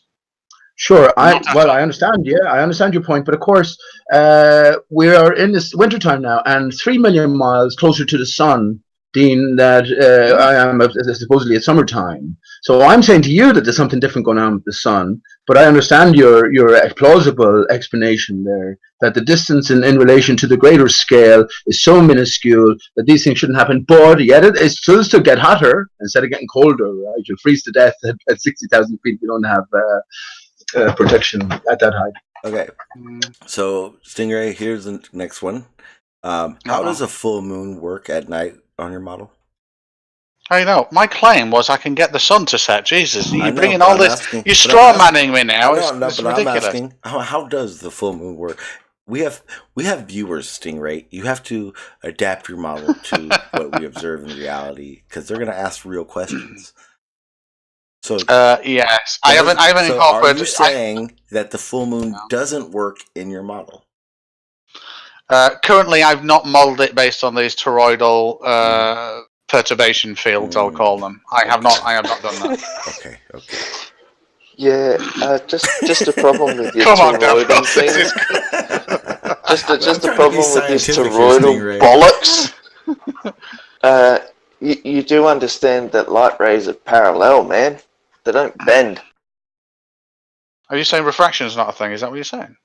No. I'm talking about your toroidal bollocks. I'm not talking about refraction.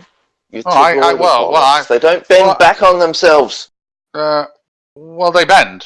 I mean, do you know what an inferior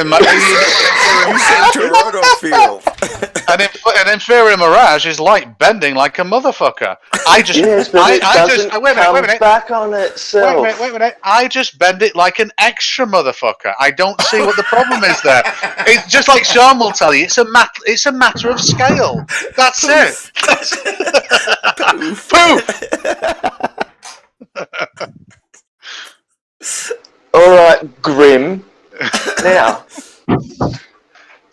what I have to explain to you is something else. Can you stop it being so fucking hot in Australia?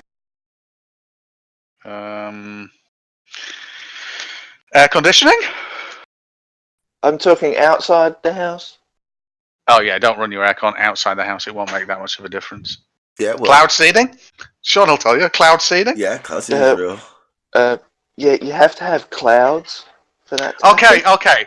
Just mass amounts of tin foil down on the land. Wait. That's not true, Davros. It's not that you need clouds. You need enough moisture in the air that does create clouds, but it's not about the clouds, it's the moisture. Yeah, okay, so during a 40-plus degree day here in Australia, we have less than 6% humidity. Do you know how much moisture's in the air when you've got 6% humidity? Yeah. Do you have a lot of clouds?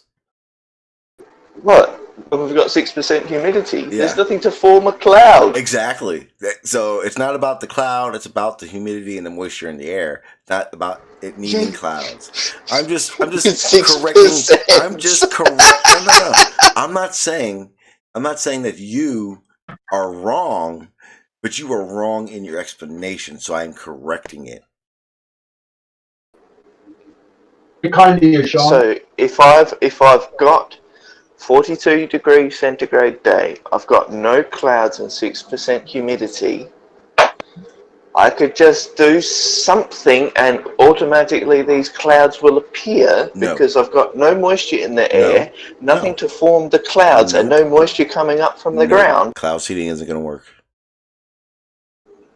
Thank you, Sean. You are correct. Thank you for agreeing with my correct statement. Okay, we'll agree to agree. Okay. Yes, I agree that you are allowed to agree. Anyway, back to Stingray and his toroidal bullshit. I tried, Stingray. I tried, buddy. Have you invoked your inner gleam? No. Oh, so you're gonna have problems now. Until you can intrinsically get string theory, Mach theory, right? That invoked with electric universe / plasmoids, your bollocks ain't gonna work. I think it'll take more than that. I'm standing string theory, Deborah. String theory's bullshit. How does the sun rise in fucking Japan dimensions in parts of Australia at the same time on a Stingray flat model? How's that work? Sorry, say that again, Sean. How do you have a sunset and sunrise in Japan and Australia at the same time? Yeah. Well, that'll be... So all I'm getting from this is I might need to vary the size of the massive perturbation field that I've got, which is in the shape of a torus or maybe around the sun. Maybe your continents are off. Right, and have you considered a double barrier, so an inner barrier and outer barrier? This is what the Aurora Australis, Aurora Borealis. He's got bigger issues than that, Pete. Hang on, Sean. Have you heard of the Aurora Borealis, Sean? No, never. What is that? Yeah, also Aurora Australis. Aurora Australis is a circle, not a fucking straight line that would happen if it was a flat Earth. Right, it'll be an oval, actually, not a circle, and it's not just Australia that experiences the Southern Lights. Have you been down here to experience them? Okay, listen, I just asked Dean, has he considered these things? What I consider these to be are the boundary, right? This is where the land meets the water beyond meets. Wait. Davros, you get that? Davros. Is Pete drying his hair? I keep hearing a hair dryer. So. Do you get? I'm not doing accent. There's nothing. There's no noise. Auroras in Australia? Pardon? Do you get the auroras in Australia? The Aurora Australis. During winter, if we're at the southern edge of South Australia, we can actually see the aurora. What time of year? And it doesn't go in a circle from your perspective, man. Does it? What time of year is that? Oh, sure. You said roundabout now, Sean. No, in opposite land, we have our winters in June and July. Well, that's why I was asking when. Because when you say it, I don't know. Because I do know December is summer. Right, so, Sean, did you not know that it's July 6 months from there right and now? You get winter? Yeah, well, Davros. Okay, when it's hot for you, it's cold for me. 18th of January. I know how it works, Davros. I don't know why you're doing this. Well, you just told me you didn't know. No, I asked you if it happened anywhere in Australia, and you said from the southern coast, because I listen, from the southern coast, you can see it. In winter, yeah. Yeah, in winter, which is my summer, and I tried to tell you this, and you just have to tell me I'm wrong to tell me the same answer.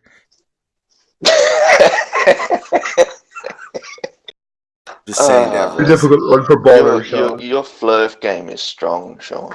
No, my correct game is strong. I'm just correct. It used to be flat for a long time, and then the government changed it back to a globe. Because I was right then, and I am right now. Oh, is that like our Australian government does with the moon? You guys didn't exist up until about a year and a half ago. The Mandela effect, Sean. Exactly. Yeah, but we called send a people up to the effect, ISS actually, covertly to turn the moon on its edge. Yeah. All reflections. They're all reflections just as they look. Operation Fishbowl No. was the rotation in the you have a reflection in the north. Optics. Yeah, you might have a reflection in the north, but we don't. We have to go up and change the fucking light bulb. Someone does. Right. Well, Sean, I have an excellent question. I have an absolutely excellent question for all of us, and it's relating to the rate at which we see the moon passing over the sun during a solar eclipse approaching. We don't see it approaching, or we just see it passing over. We can time that. That's down to a few minutes. Why doesn't that rate of motion continue on, and let's say 6 hours later we see the moon in its full glory, because it's after traversing half of the sky? It does, but you see the movement so that it does appear much faster than we do in the middle of the day, because the sun and the moon are lined up. You see the movement finite a lot more because of that lineup. Imagine you continued on the rate of movement. How long does it take for a solar eclipse from start to finish? Maybe I'm saying a couple of minutes, right? But the distance between so the that's sun if and you the work moon out the hang on, Sean. Yeah, but hang on. If you work out the angular size of the sun and see how many sizes, or the moon, they're the same size, right? And see how many times it would take to fill the circumference, right? If you understand, then we can work out the rate of the moon, how far it should have traveled in a certain amount of time after the solar eclipse. And why doesn't it come into view then? Because it should. The reason we're told we don't see it. How about this? Yeah. Are you telling me you can't get a beach ball and place it somewhere, and at some point with a golf ball block out this beach ball? You're telling me that is impossible? No, even let's accept that is the case. All I'm talking about solely is the rate of movement, the rate of transit. Yeah. If you do that, and you have a camera, and you do that with, and you take Come on, I'm not going to do that. Well, you're the one who wants to figure it out, right? You're the one bringing it up as if it's wrong and how we explain it. But this is how you can do the experiment yourself. See the distance. How far away from that beach ball? Measure the size of the beach ball. Measure the size of the golf ball. See how far away you are until you're able to block out that beach ball with the golf ball. And I guarantee if you know how to scale it correctly, I guarantee it'll probably work. Okay, and that's not what I'm talking about, Sean. So I'm talking about the rate of movement as the moon covers the sun. Once you've matched up that scale, then Pete, you can then emulate that aspect of your argument and figure out if it is possible that it does cross the sky in that amount of time compared to any other time it moves in the sky. Right. So what you're saying is get back to you when I get a beach ball and a golf ball and a photo camera. Word. Pete, have you timed? Welcome to the peer review board. Hey Pete, have you timed the motion of the moon during an eclipse and not during an eclipse to see that it's different somehow? Listen, I'm asking a simple question, right? No, I haven't. First of all, I haven't done first. Okay, well, there's your answer. I've been thinking about this. I've been thinking about this. Got a question to ask. An issue. So let me hear your answer then, Bob. So you understand the rate. Would you agree that's about, let's say, a couple of minutes maximum? Why is my answer not suffice? Dr. Bob, it wasn't dealing with doesn't it appear to be much faster than what we normally observe, because we're not really looking at it, but at this one moment in time we are looking at it, that the alignment and the way the sun is behind the moon actually is giving us that illusion of it being so much faster. I don't think it's different at all. From our point of view, everything revolves around us, right? It's pretty close up. No. This is how it appears to us. When we have a solar eclipse, right? Hang on, please. This is how it looks, right? You can't say it doesn't look up close and personal, because of course it does. With you, I was looking at the sunset today, and of course it does. Come on. Like, we can give it that. Personal experience. Is the moon closer to the Earth than the sun is? I know the distances involved according to the official story, Bob. Oh, what's your story? Is the moon closer to the Earth than the sun is? The moon closer to, of course it is. Yeah, according to your story, right? No, according to, it has to be. I'm asking you about your story, the one that you make up. I mean, no, my story is that the reason why we don't see the moon approaching. Well, hang on. Let me tell you my story then. So I said the reason why we don't see the moon approaching is because, well, the moon is actually a reflection of the sun.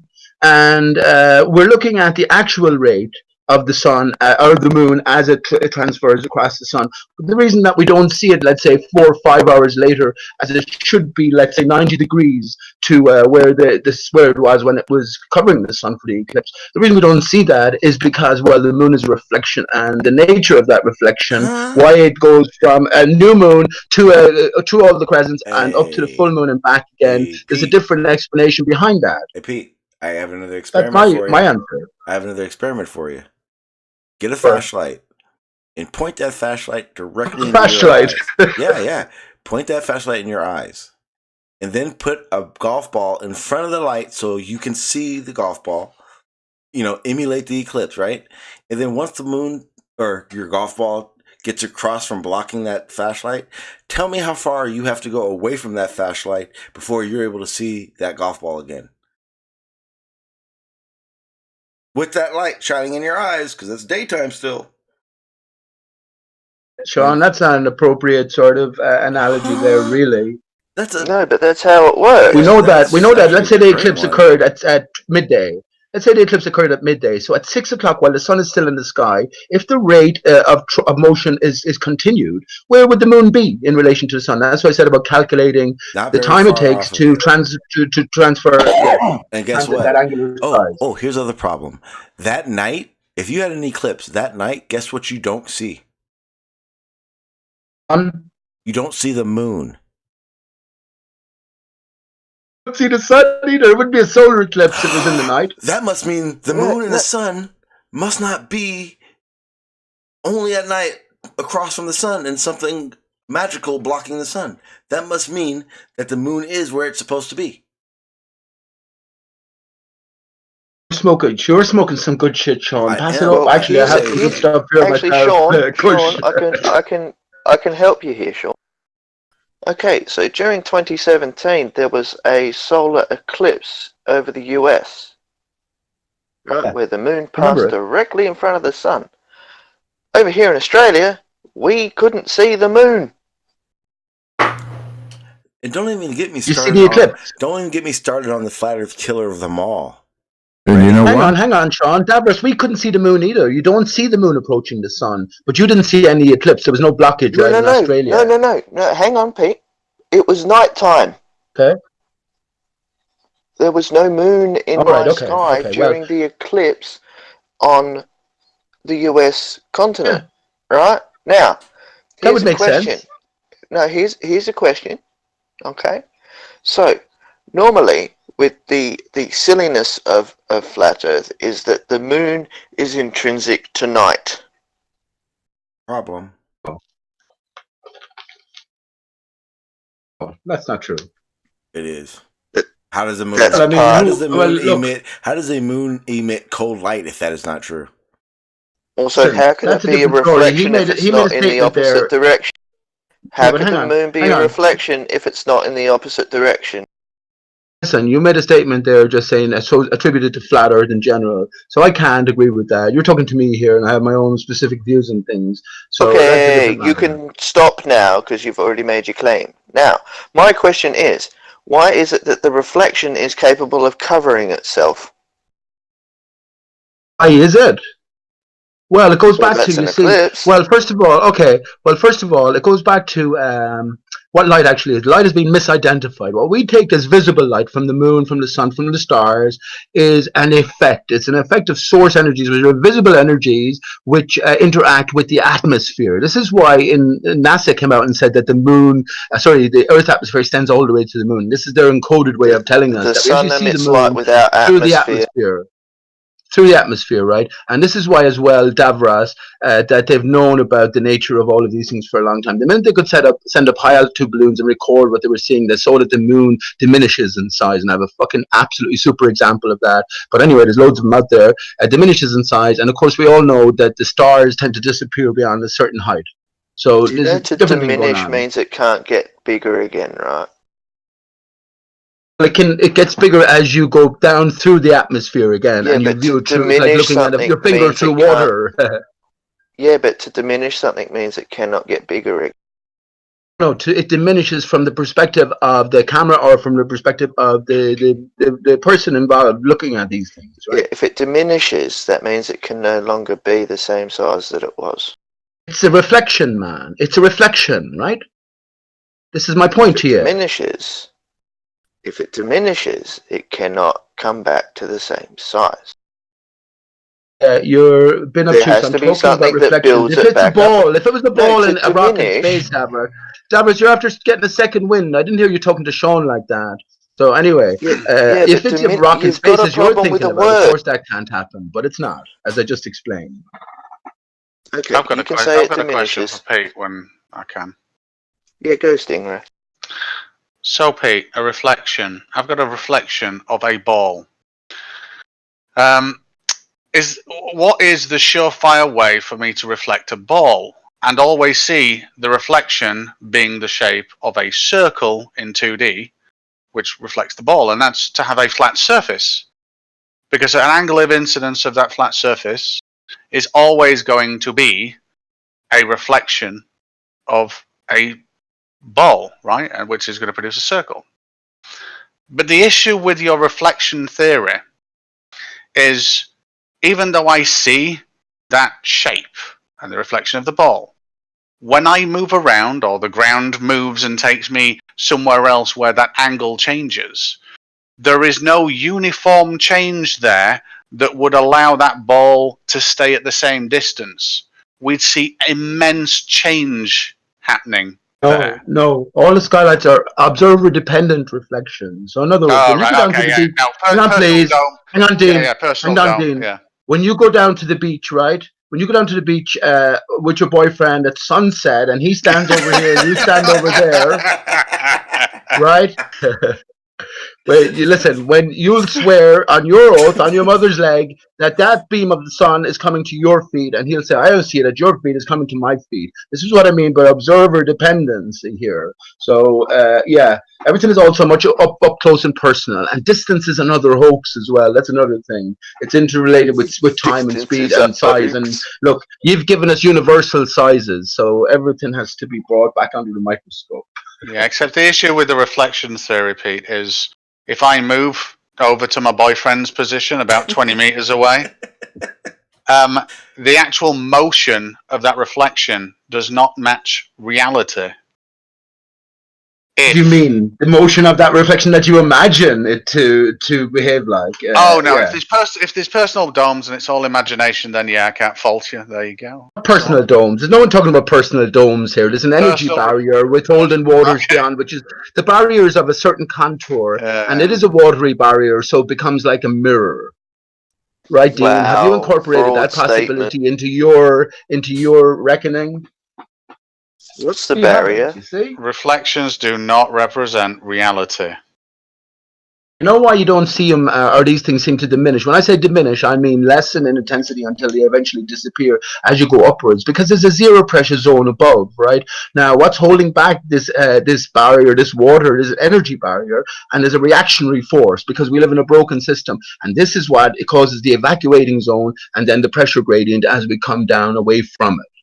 You mean at that's first? Perfect. Because there's no atmosphere to look through, the energies, because there's no atmosphere to look to beyond a certain point, or it thins out, then we don't, it's like a microwave, right? You don't get to see the waves. Pete, that's still there. Pete, that's a very interesting idea. I am very interested in your point of view. Do you have any positive evidence that you could present to me to help me with grasping the idea? Oh, Thank you. Absolutely, man. Absolutely. Hang on, Sean. I'll tell you something for nothing, Dean. If you were serious, and I knew you were an honest heart, and you had a genuine ambition to put out the best flat Earth model that you could possibly do, within 2 weeks, of me and you cooperating, we'd have. I have all the pieces. At least in my brain, I have most of the pieces, right? And a working model could definitely go out. But I know you're not a true heart. I know that. So, Pete, I'm very interested in your ideas. Do you have any positive evidence for your claims other than rhetoric and opinion? And if yes, so, I do. I just said to you there. I just said what I said, and yes, I do. Oh, brilliant! Yes, I. Can you just post them for me to refer to so that I can see how all of this works and test that reality for myself? No. Oh, okay. Why not? Are you not into helping discussing people? things here, getting points of view, right? So let's hear your feedback. Oh, right. So no. So my question was, I'm interested in your point of view. I'm interested in your claims. For me to investigate it further and accept them, do you have any positive evidence that you could I'll tell you what I'll provide do. me? Are you on Skype? Are you on Skype? I'll go on Skype with you later on. Will you go face to face? We have a chat about putting a model together. I don't want rhetoric and ideas of a model. You see, there's I no want genuineness, so I'm evidence. not going to bother I want my arse. evidence. Next, please. Next, I want please. evidence. Do you have any evidence? Yeah, for I'll any give of you your all of claims? that. I would give you all of that, man. I would give you everything I had, and I would point you to where I'm coming from. Absolutely. Will you go on Skype later on, and we'll do that? Wait a minute. Not opinion, evidence. Yes, evidence. My Milky Way on the moon find, bud. If there's any prizes out there, because it's paradigm changing, right? Absolutely. My Milky Way on the moon find, which I absolutely stand by. That's back 2 or 3 years ago. That's great evidence in itself, right? There's many different forms of evidence. We've seen how far the scientific methods has taken us, right? Because it varies so much from reality. So what do we trust? What do we trust towards it as a tool towards greater truth or search for greater truth? That's the question for the individual. Ultimately, let me just say, I know it's an individual's game here. And if you were a genuine Dean, the same thing I said to Tim Osman with Will Smith, Barack Obama. I'd love to know how you're getting on with that, by the way. But I know with his skills, he could wrap that up in no time, like many other things. But no, that's not the nature of your game. Are there different levels of truth? Yes. Neil Armstrong talked about truth protective layers. Neil Armstrong is go north, Mr. Alien backwards. Now, you might say that's nothing or just stretching, but it's not. Citation, it's not. Or at least, please. you should just write his name down and you get GNORTSMRALIEN. Go north, Mr. Alien. Pete? Neil Armstrong and Buzz Aldrin had a very interesting conversation about Crater Aristarchus on their supposed way to the moon. Now, if we understand that that's all symbolic, reconnection of male and female. Yeah. Okay. So all of these little clues add up. And Neil Armstrong also talked about the truth protective layers. And there's absolutely layers to truth. And the truth is simple as well. That's what I believe. So the simpler we can make it, the closer we'll get to the truth. And you've made it as complicated as fuck. That's why I asked Davros about string theory, and he sort of diverted away, because I know to push him on it, he would have difficulty, as anybody would, because it's a mind-boggler. What, do you understand string theory, do you, Pete? Oh, I can't say I do. I can't say I do, but I did look into it. What's the ninth dimension of string into trying to understand it. Ninth dimension of string theory.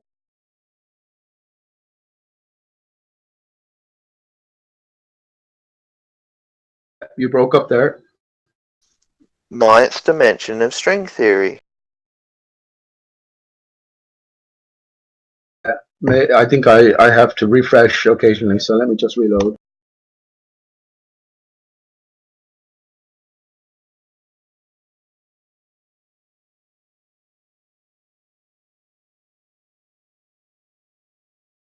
In ninth dimension, man. Yeah, what's the ninth dimension of string theory? Oh, I don't know. I don't know. There's only two dimensions, bud. And you don't know string theory? Asked you, did you understand it? Yeah, but you're acting like you do. What do you mean I'm acting like I do? I simply asked you, did you understand it? That's not how this works. If you say, I don't understand it, and then you claim that you do, and then you don't, that doesn't compute. But hang on, I never claimed I did. You just said it sounded, I made it sound like I did, which I didn't, but... yeah, but you just agreed with it, not 3 minutes ago. You got the impression, so I made no claim, so you're wrong there, right? I know there's only two dimensions, man. There's the 3 dimensions and the 0 dimension. That's all. Everything else, 9th dimension. Tell me the characteristics of the 9th dimension, and show me any sort of. You don't even know what it is yet. Right, but I know it doesn't exist. We do know there are 4 dimensions. You know that, right? But it's not 4 dimensions, Sean. There's three dimensions, and there's 2 dimensions, right? So there's the 3-dimensional world, and then there's the 0 dimension. What's a 0-dimensional world, Pete? You've heard of 0-point energy. So what dimension does your thought fit into, Dean? Well, if you were to dimensionalize or try to, your thought is real, right? No one will deny our thought is real. It fits in 4D space, thank you. Or also 4D, so now you're after dimensionalizing time, right? Hey, Dean, yes. You know it'd be Thought awesome is over this, time. You know it'd be awesome for this conversation. Do not make me model a brain. No, I am not. No. I was gonna say a 3D model of the fabric of space. Wouldn't it just? Even imagine it. Can you imagine it? That's not the first thing to any sort of process. Wait a minute. Pete, I'm actually doing 256-dimensional math at this moment in time. While you're talking to us here and you're on the toilet and you're trying to cook something for your boyfriend as well for tea. No. I'm doing a distance calculation of a matrix which consists of 256 vector components. 256 is a binary number, isn't it? If you keep Oh yeah, no, it is. But, I mean, I could have made it 257. That actually doesn't make it. But the matrix distance calculation would work on an infinite dimension, and it gives me a distance from one set of vectors to another, and it doesn't matter on the dimensions. So, I just thought it was interesting. It is interesting. It is interesting, and I don't know anything about this stuff, Dean. But when you break it down, how do you define a dimension in that sense? You said there's 256 dimensions. What does that mean? Well, basically, we've got obviously 3-dimensional space, but the thing is, you can have 4-dimensional space, 5-dimensional. They can exist in math. The distance calculation between a distance calculation between two 2D coordinates is absolutely identical to 3D coordinates, which is absolutely identical to 4D. You're just increasing the number, and the calculation is the same. So you increase that all the way up to 256, and I'm actually doing a floating point vector representation of 256 components at the moment in the matrices to do maths on it to get the distance between them. So it's with you. Conceptually, you can have as many dimensions as you want. Sure, but you say all of this is taking place within a 4-dimensional reality, right? So is that fantasy in a sense, or at least we're not using terms that are equatable. No, I'm in a 4D space. My thoughts are in a 4D space. You know, the neurons and connections that are made when I recall things to stimulate my brain, and the electrical chemical responses take place in 3-dimensional space over time. So 4D if you want all the dimensions involved. But I didn't ask you where they take place or what they're in. I asked you about their basic constitution. You know, what dimension would you put them under? You can't say they're in, because everything is in 4D, well, as you say, 4D space. But then you have a problem with time, right? No, thoughts take place over time. But first of all, you have to start talking about time, and that's a difficult one, Dean. Time relates to the passage of the sun, right? So what is the sun? The very first question I asked you when I came on tonight about the sun, not a question, a statement I made about understanding what the sun is and how. If you get that wrong, then everything is wrong. Time relates to the passage of the sun. So what is the sun? And what is time then in that duration, right? But you can't dimensionalize. Time doesn't. Well, when you say relate to the passage of the sun, what do you mean? Relates. This is how it's defined, right? Or has been defined. I know they've changed it in recent times to cesium atom vibrations, but it has always been defined in terms of light. Yeah. Length of time has been defined by the sun. That's it, not time. Yeah, exactly. Because if that were the case in the north, they would just not have time when there was no sun. Oh no! What? What do you mean? I'm saying that there's no time at night. There's no time at night, people. They don't use the sun as a path for the passage of the day, and you're saying that we do. Yeah, but this is how it's defined in terms of, right? In terms of its core itself, and in terms of the units used to define it, right? The second, the minute, the hour, etc. Would you disagree with that? Pete, could you slow your sentences down and also cut them in half? Because some of that stuff makes no sense to what you're trying to say. So I'm going to now. So I should be taking the chiller anyway. Am I talking loud, by the way, as well? I'm not sure if I'm coming across like angry because I'm talking louder than I No, I would have realize. told you if you were. Okay, cool. I just don't have headphones or anything like that. And I'm just talking into yeah.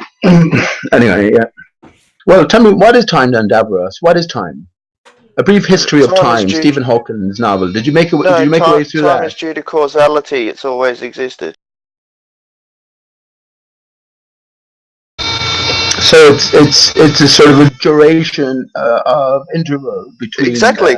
It's events. a duration. Exactly. That's what time is. It's a duration. Means it goes from event to event to event to event. It's what you do in between those events that changes what possible outcome could happen. Right. So understanding that, then you sort of would go on to devise intervals, right? And these intervals, like the obvious one is like the tap dripping, something that occur, or an hourglass, right?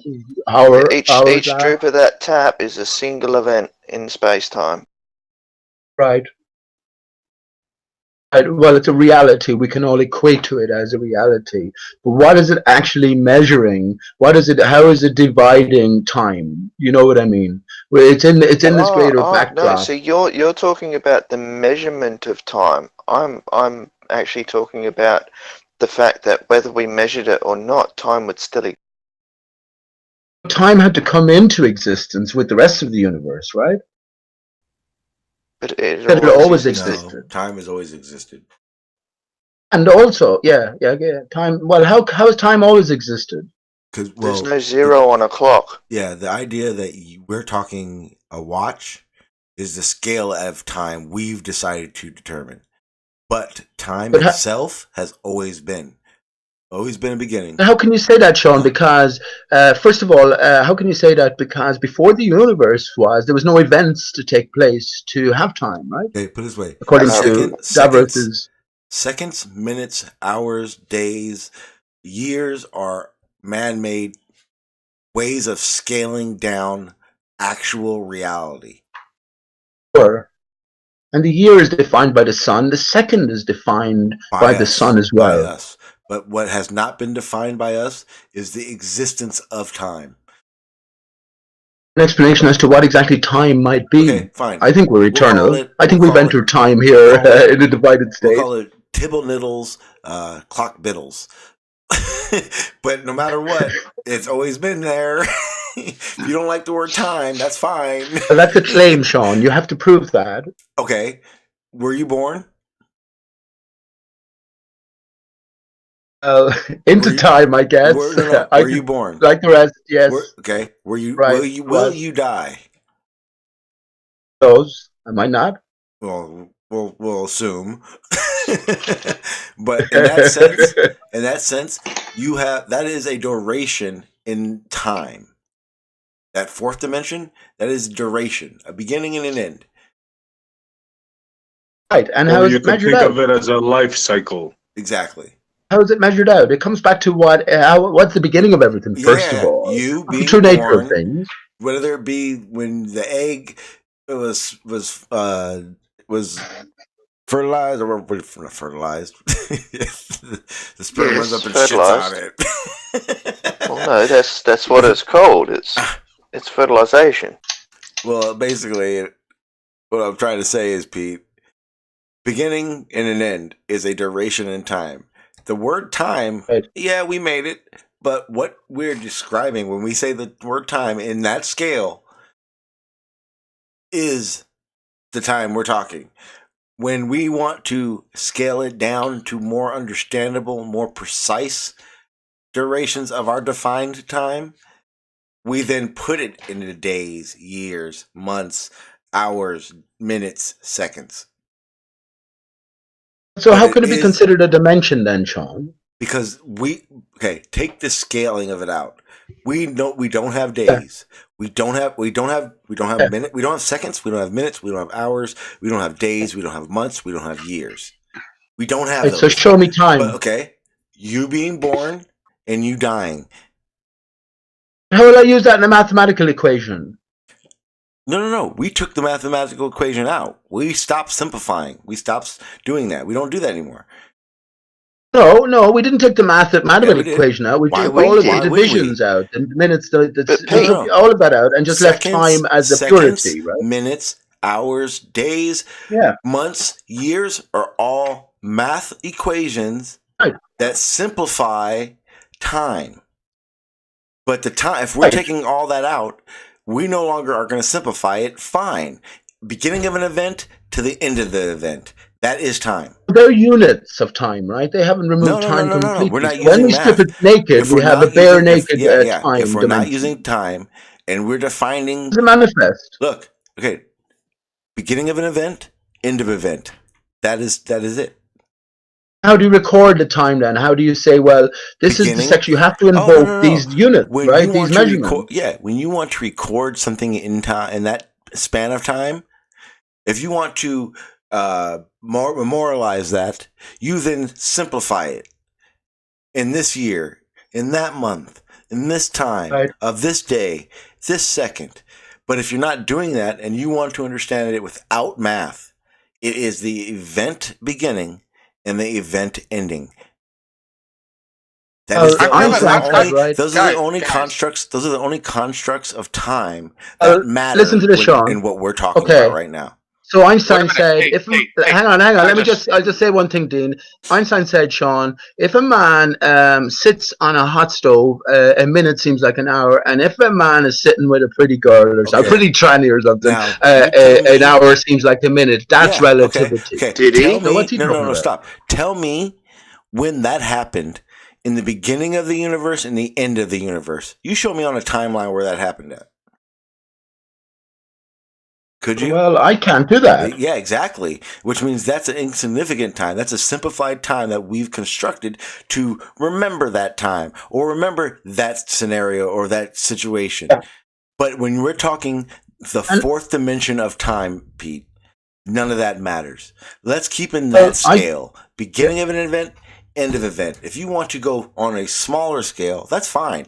We can use minutes, but then we're going to have a gazillion, trillion, billions of minutes to talk about.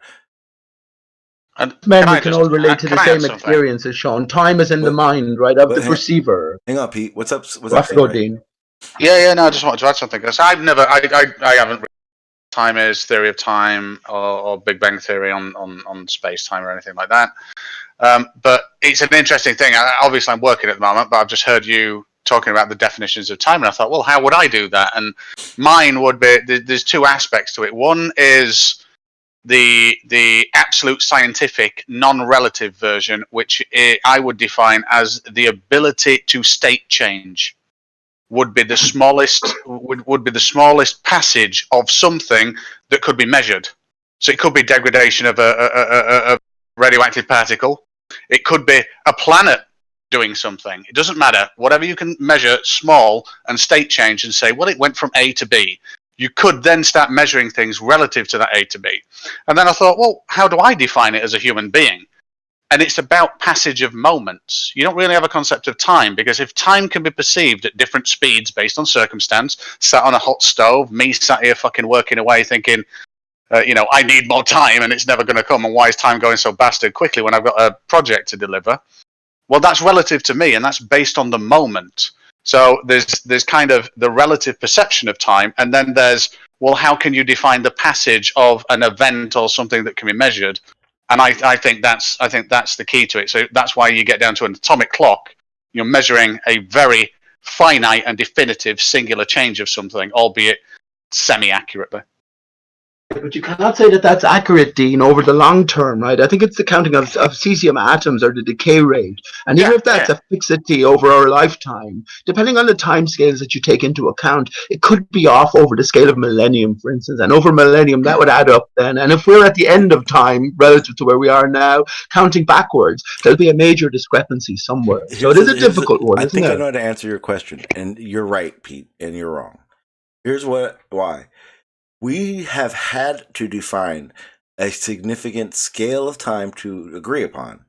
Otherwise, what you're kind of saying is that we have our own personal time, and therefore we can't distinguish what time is. The thing is that's right. if you're counting your time, your event beginning and end is going to be different from everyone else's. Therefore, we couldn't possibly be on the same amount of time. That's a nice philosophical argument, but the reality of it is you need to be on the same. We need to all be on the same scale of time if you want to have that discussion and stay to a scale, because we're jumping around, and that's the definition of what we've done to simplify it. Yes, but it's not real time. When we talk about this, all came from dimensions, right? So I said there's two dimensions. There's a three-dimensional world we see, and then there's a zero dimension, which is an absolutely real thing as well. But yeah, when you talk about the bending of space-time, where you've amalgamated the real into this conceptual, how does that manifest in reality? And you asked Dean, you'd love to see him do a representation of 4D space-time. I would as well. Representation of, yeah. 4D space-time. I'd love to see it. Because it's so difficult to imagine. Me too, Pete. But this is where we get difficult. I'd like to see that too. Well, just really quickly on YouTube, you can search for. So forget time for 2 seconds. You can actually do searches for how 5D or even 6D or 7D geometric shapes can be visualized in 3D space. But it's exactly the same as looking at a 2D. You know, if you were a 2D cartoon, you wouldn't perceive the third dimension. It will be impossible for you. If you are in 3D and you're on about geometric space, then you wouldn't perceive at all the 4D space. You would only perceive the intersections of 4D objects within 3D space, such as a sphere, such as, a box or whatever. But that is only the intersection in that space, just as people in 4D, as in dimensional space, wouldn't see 5D, and that's the theory. There is something called, I think it's 8 or 9-dimensional math that was developed in I forgot what the theory is now called. It was a competing theory to string theory about 5 years ago. I think it's super semi, or I don't know. They've merged. Yeah, it's something. But the weird thing about that is the weird thing about that is some of the math from what they were saying, and I never looked into it because I didn't really care that much. But some of the math of what they were saying matched things of the quantum level to the galaxy size level and made them match. And I found that interesting. But it was using, I think, either 8th dimension or 9th dimensional math. I literally think they're at 11 right now. About at this point. If they say that too, it's super symmetrical something theory, but it's super symmetry. Yeah, something like that. It's total nonsense, John. They're saying, you know how they present. They said if it's real, there are 11 dimensions. Is what they're saying. It's ridiculous. You know how they represent the 4th dimension? A box within a box, always moving. Tesseract, nonsense. Yeah. If that's not complete nonsense, I don't know. Yeah, but wait a minute. You're talking about octonial math. Yeah, but I see. In order to make a claim like that, it's absolutely ridiculous. That implies two things. One, it implies absolute knowledge of the subject enough to make the second thing, which is it is wrong. But you can't just say that. You have to say where you got the knowledge from and why you think it's wrong. And if you can't do that, then there is no basis to have that opinion. I'm ready to back up. Well, Dean, they show us the rubber sheet, right? We see how gravity works and how the sun is at the center. But if we transfer that to reality, hang on. I actually saw the sun today. What are you playing in the background? This some Hindi music or something in the background, or from me, man. There's no music going on here. It is coming from you because you're lighting up when the sound comes. Okay, well let me just. Yeah, that. Can't hear it. Well, not quite that, but good attempt. Poof. There you go.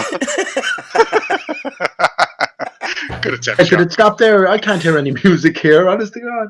No, it's gone now, but I'm pretty sure it was there. I'm not tripping balls. I promise you. Put your ear to the microphone, Pete. Let's see if it happens again. I didn't do anything. I've been listening to you for an hour, Stingray, and medication time maybe. Yeah, it could be.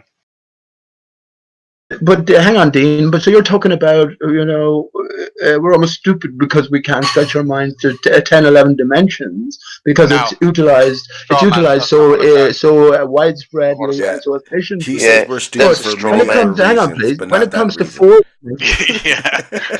when it comes to reality and trying to imagine, can you just explain it in your own words then? What's going on with the sun in terms of space-time, and why do all of these orbiting bodies maintain, just in a general sense, what's going on with space-time and all of these different orbiting bodies, their own individual space-time? Well, yeah, no, okay. So the sun is this massive, huge body with a huge gravitational field that we're traveling around it with our own big. Wait a minute, listen to this, Sean. Listen to this. Wait a minute, listen to this. Thinks the sun is. We're shooting around the sun with our own very own satellite, the moon, attached to us with another gravitational pull, and we've got our own gravity. And I think we ought to put together a huge experiment to prove this. I think if we got enough water together, based on the cycles that we see, and based on the moon's orbit, we could actually demonstrate that this is the case with the gravitational pull. But we'd need a lot of water, and then we could call the pull of those waters tides. And then we could prove that the gravitational pull. Hang on, Dean. Don't be facetious, bud. And tell me what's happening to the fabric of space-time. for the pull of the water. Listen, bud, tell me what's happening to the fabric of space-time, and don't be ridiculous. But you just asked him. Ask him what's happening to the fabric of space-time, the four-dimensional whatever medium that everything. So sun is at the center. So what's happening? Is it pulling the fabric of space-time in from all sides? Is this what's happening to its center? It's not pulling. It's not. Well, no, it's not pulling space-time. Space-time is there. Dean just said yes, Stavros. Well, no, it can bend space-time by nature of going through it with mass. Yeah. What's happening with the space-time and the sun? Yeah, because the space-time is there whether the mass is there or not. Come on, if you guys are going to start thinking in this space-time vernaculars. Oh no, space-time is there, right, Davros? But so hang on, please. Wait a minute. We've proved that space-time, there is some optic effect around close to the sun that actually supports the immense gravitational field and the bending of space-time at the sun, and I forget what it is now. Yes, but we've measured it. Wobblies. Yeah, it's called ridiculous la la la. No. You got it, SC Montreal. You got it. I'll find it. Wait a minute. Stavros. So let's imagine we have a quiet area of space-time, just doing nothing. There's nothing happening nearby, and then you plop the sun in, or literally our sun. You snap it into existence. Yep, it'll create a gravitational effect. What happens to the space-time when the sun is popped into existence? You just asked, and I'll say it again. It creates a gravitational effect. The space-time goes from, you put the mass in space-time, it causes a gravitational effect. Listen, don't be using words like gravitational effect. I'm asking you what's happening to this reality. You asked me what happens. Space-time. Damn, but you asked me what happens. Way to tie someone. But don't be bringing gravity into it. I'm talking about space-time. Yes. You put a massive object in space-time, it causes a gravitational effect. I found what I was looking for. You just brought gravity in again, Brad. Leave it out of it. Gravity. Well, you're gonna hate me then, because it's gravitational lensing that proved the one of Einstein's theories on space-time. That's right. And that was also proven abroad as well, Dean. Trying to talk about gravitational lensing. Yeah, wait a minute. Yeah. See, I'm working at the moment. Yeah. Yeah, Sean, that's the bendy wendy of the wibbly wobbly of the space-time. Okay, so the fact that you can see a star that's directly behind the sun be bent around it without an atmosphere. And it would need something to do. You can see a star through the moon as well. You can see a star through the moon. It's been documented. No, that has not. I'm not talking about the moon. It was one of those what do you call them? Event or something that happens in a photo, or what do you call it? Oh, it's been documented many times, especially the London Philosophical Society back in the day. He's talking about there are pictures of people taking pictures of the moon, and like there being spots in the moon that were clear, and you could see a star in it, and it's called something. It's like an event on a picture frame or picture or something. Like, I don't know, but it's artifacts. Artifacts. Yeah, it's artifacts. Show you what the sun looks like above the interfering atmosphere. You know what you're going to see here. I don't think I posted it here though, Sean. Yeah, don't show your I'll show you what it looks like every fucking time. Every time. Yeah, and it's wrong. It's not me that's wrong then. It's every camera that's gone high altitude is wrong. But it's your so interpretation. If that's what you think, that's fair. It's your interpretation that's wrong there, Pete. That's the problem. Your You make interpretation is exactly right. And we make ours, and ours don't match yours. Yeah. So you say you're Yeah, right. because you're not. You all acted in unison. You all have the answers that I left behind already, right? Whereas what I'm saying, none of you have heard before. No, you didn't have my answers. You don't have my answers. Really? I have a formal education, bud. I guarantee you, anything you do, I'll probably do it better. Why would you ask me these questions? Shouldn't say that now, Did but you you know. just sing a song, Pete? Did you really just say that? Anything I could do, you could do better. Anything you can do, I can do better. There's the sun for you, above the interfering atmosphere that distorts everything so much. And if you're going to tell me that's a glare, I can make sure of you immediately by showing you a pattern from a solar eclipse, an image from a solar eclipse. I'll do that actually. It's just the sun. There's nothing wrong that's the with sun that for you. picture apart from lens flaring. The sun is not circular, bud. Looks like a circle to me. A lens, it's an oval if anything, right? But it looks like lots of other things. But yeah, you're going to say it's the glare. I'm going to post an image now. And I know you won't apologize or back down or anything, but it's a solar eclipse. So the moment that the sun or the moon supposedly covered the sun completely, and suddenly this pattern is still there, and you're going to have to call it the sun's corona, right? Are you talking about this picture? And I find it. No, he's talking about another one he wants to get. They're going to call. He's going to then call it the sun's corona, Sean, and he'll say it's not the sun's. It's not glare this time. Will I? How do you know what I'm going to say? Well, I'm going to post the picture because I've heard it, man. I've heard this argument loads of times. Then, if you've heard it loads of times, why would it be wrong? Well, right, you're always open to changing your mind. If you come across pieces of information that sort of question, you know, everything that you held to be true, you got to go that route, right? You're going to have to tell me that. If not, I have it now. So one sec. The thing about some of the things I'm finding, easily clarified by everybody. So if you cross the road 99 times, does that mean on the 100th time you don't have to look out for traffic? So, there you go, Sean. There you go. Look at that. Solar eclipse. The name at the bottom, you can check it out yourself.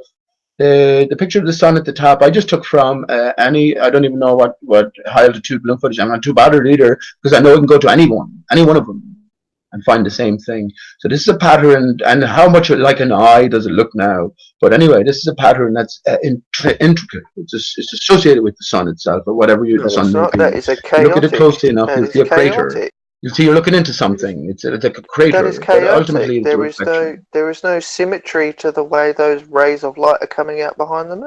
There is. You just have to line them up, but I didn't line them up there. You just have to line them up and understand that maybe I'm looking at everything from a slightly different perspective.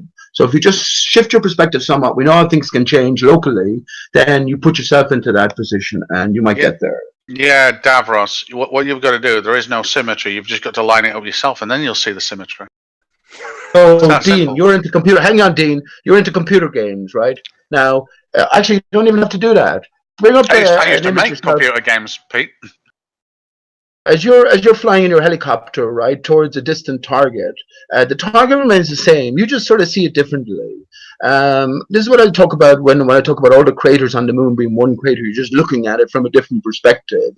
It's the same sort of thing. So as you approach any target, it will take, and especially the bigger the target, it's going to take on a different perspective. And it sometimes might look completely different from shot to shot. But when you understand the perspective, then you'll be able to see how everything ultimately fits. This has nothing to do with perspective. Absolutely, bud. No, I think it means mental perspective, not geometric perspective. Yeah, this has to do with what's happening with physical objects, whether we observe it or not. So your perspective doesn't. Physical objects. They're not physical objects. So you're wrong there. Off the starting gate, They you're have wrong. to be. They're not It has to be objects. physical to block the light from the sun. You can't do it Reflection. with a The moon is a reflection of solidity. You cannot block That's light what with they a are. reflection. They're reflections of solidity. That's all. You're show from me the how starting you gate, you're block wrong it. there. Just like when you say the Show Earth me how you moves, block right? light with a Everything after that, reflection. you're wrong. Show me how you Look, block light that's with a all. reflection. Show me. Don't worry about that. I told you already that light is Don't not worry what about you think that. it is. The dual nature of light, the particle wave theory. I'll tell you what this is about. What's it take to create a wave? Do you understand the particle wave theory of photons? Tell you what it's about. I'll tell you what it's telling you. It's the duality of light. It's telling you that the source energies take on a wave like. That's why I asked you. What is a wave? What does it take to make a wave? Motion, right? Motion within a medium. People at a stadium. Motion within a medium, Sean. That's all. No. That's all. See, this Motion is where within a you've medium. made a big mistake. Is that the wave in chemistry is just the way that energy moves. It has nothing That's to not do the with the point. medium. My point It is. has nothing My to point do with is the medium. the source Pete. energies. Yeah. The source energies, this is what relates to the wave sort of aspect of it. Right? The particle aspect relates to the medium. What we are experiencing, let's say the visible light and heat from the sun through, this is the particle. It's water particulate everywhere. Water everywhere. So this is the duality of it. Light and heat, visible light and heat as we experience them from the sun are effects. They're not within the source itself. That's the major diversion point. Simple. Sean, it's the same with the Earth have you got moving. any Once you ranch, decide the Earth is ranch moving, everything you sauce base on or, that, some everything you salt base and on that is pepper? on shaky ground. I have Italian and a little bit of vinaigrette.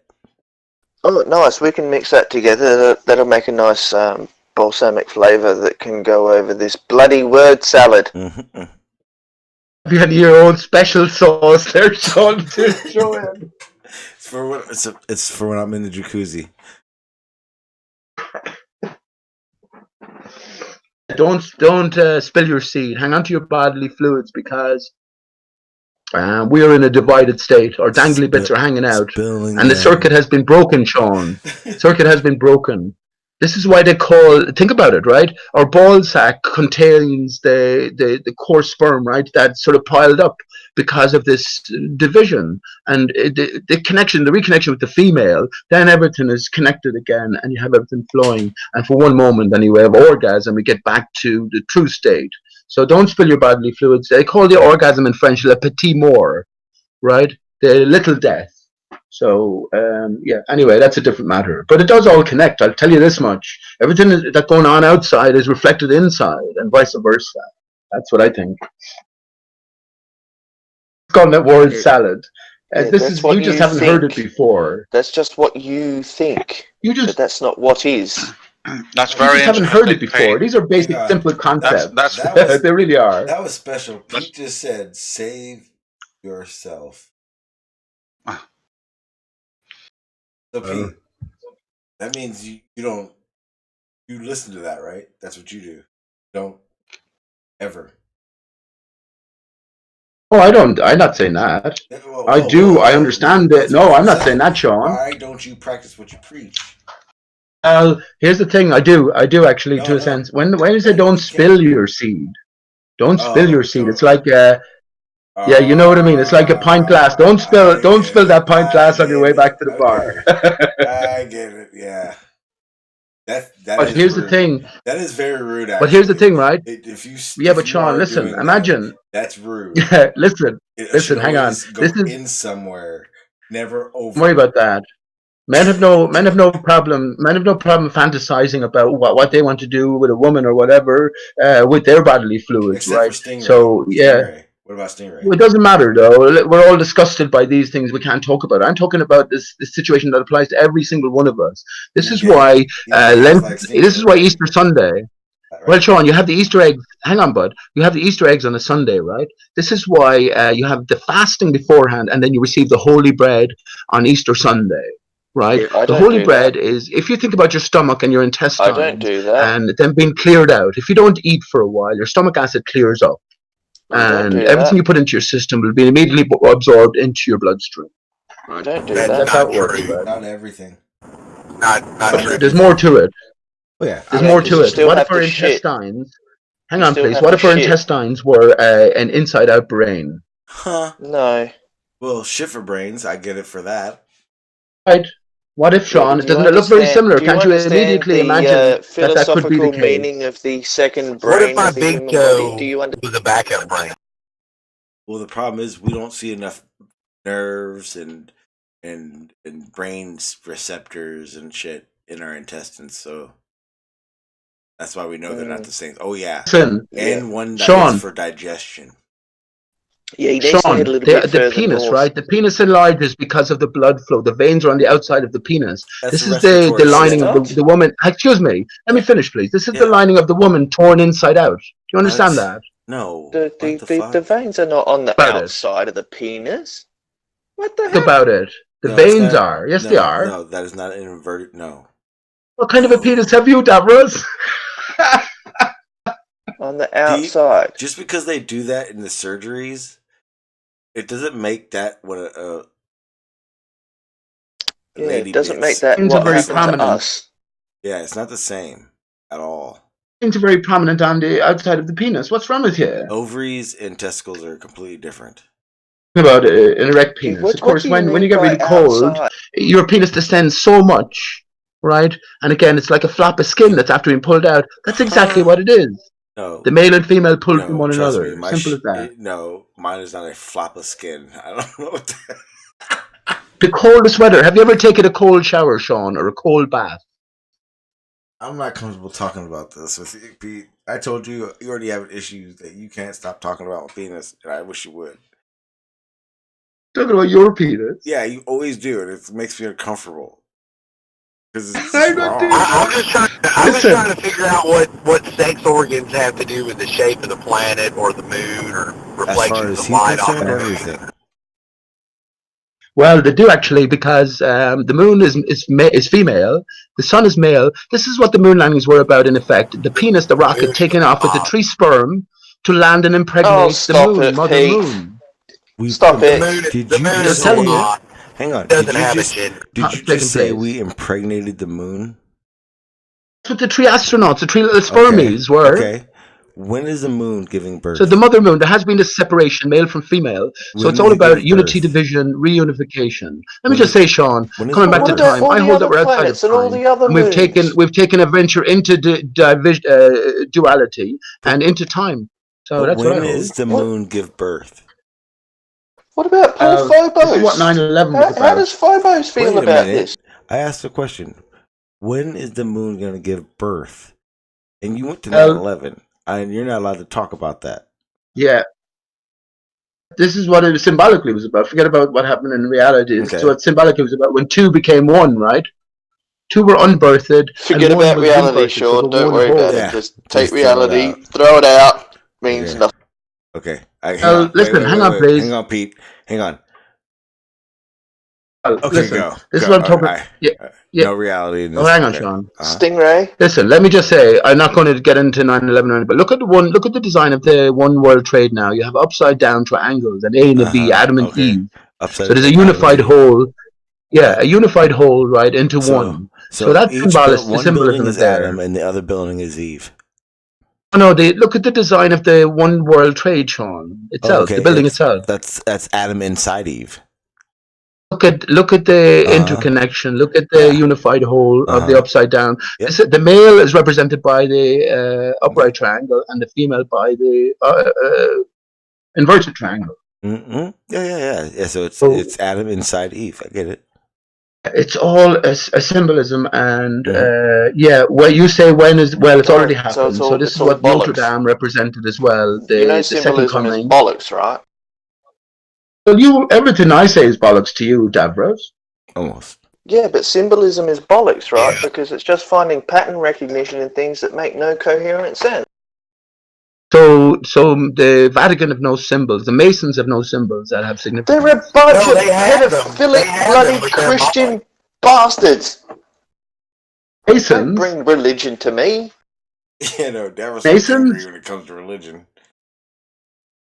Cross is the ultimate symbol. I'll Don't tell you, bring actually, your the blue religious marble is the bullshit ultimate here. symbol. The blue marble is the ultimate symbol. And there's all you literalists It is laughing not at a the Bible symbol. It there, was here and you're before we taking signs existed. literally. I said the The Creator blue has the marble was greatest here sense of before humor. you even existed, Pete. So why is it a symbol now? No symbols have any significance. What does the yin yang mean, bud? It means Sean used it nothing for to the shape of the his planet. hangout tonight. It means nothing. For every one is another.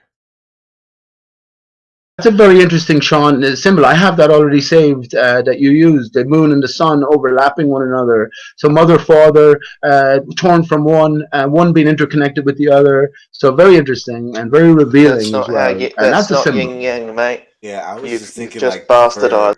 I was just thinking like for the good side of me, there's an evil side. Oh no, look Yeah, deeper. well- Look deeper. Bring up the image that you posted, Sean, and you can talk about it. Look deeper, bud. Look a little bit deeper. Look at the spiral pattern and see what you're seeing. Look to the spaces, right? You know the way we just look at the solidity and we see a certain pattern, and then this is what pareidolia is called. We forget to look at the spaces, right, and then see what might appear to us, occur to us. I just posted an image of Aristarchus and another image of Aristarchus, the same thing, right?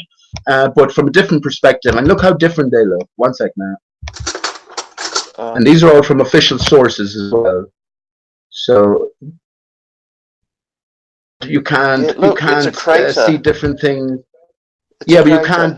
Don't be telling me that things can't look different from a slightly different perspective. And if you didn't know that things were different to begin with, you might put them down as being different. Right? You're a knocker, Davros. You have all the answers. Pete. But when I question you about any of the it's just things, then you come up lacking. interpretation, Pete. It's not the correct answer, though. That's the. Yeah, but I don't even know you anyway. I know Sean. I've spoken to Sean a few times. He knows where I'm coming from at least somewhat. It doesn't matter whether you know me or not. I can still call you out on your bullshit. It does really, because you're just hearing something for the first time. So if me and Sean were talking before, and he had grasped some of the stuff I was talking about, and I was to present something new, what you'd be calling rubbish, Sean would have a different, possibly a different point of view to it. Why are you protecting us? What I want to know. I will say, we know Pete's crazy. He is talking. Listen, Davros is always angry. Expect that. It's gonna be a mesh. Continue. I don't know how else to say it. Davros. Yeah, but he's knocking. You see, the thing is, he's knocking everything. He's not saying, tell me more, or let me think about these things. Let me consider something out of my worldview, which I'm forcing down your throat, even though you've left it behind. That's not his approach. So that's fair enough, right? Davros definitely wants to stop you from talking. Of course he does, like the rest of them do. Stopping the story from continuing. But he's also correct. He's not wrong about anything. It's just, but this is Pete. What Pete does. I mean, John, check your DM right quick. Okay. The beauty of what Pete's saying is he knows that the story is already written, right? He knows Aristarchus is already written. A little story for you, Sean, is that Right the Hand is dissing UFC. Is he over there right now doing that shit? Yeah, I sent you a DM here. I can say fake the punches and the hits.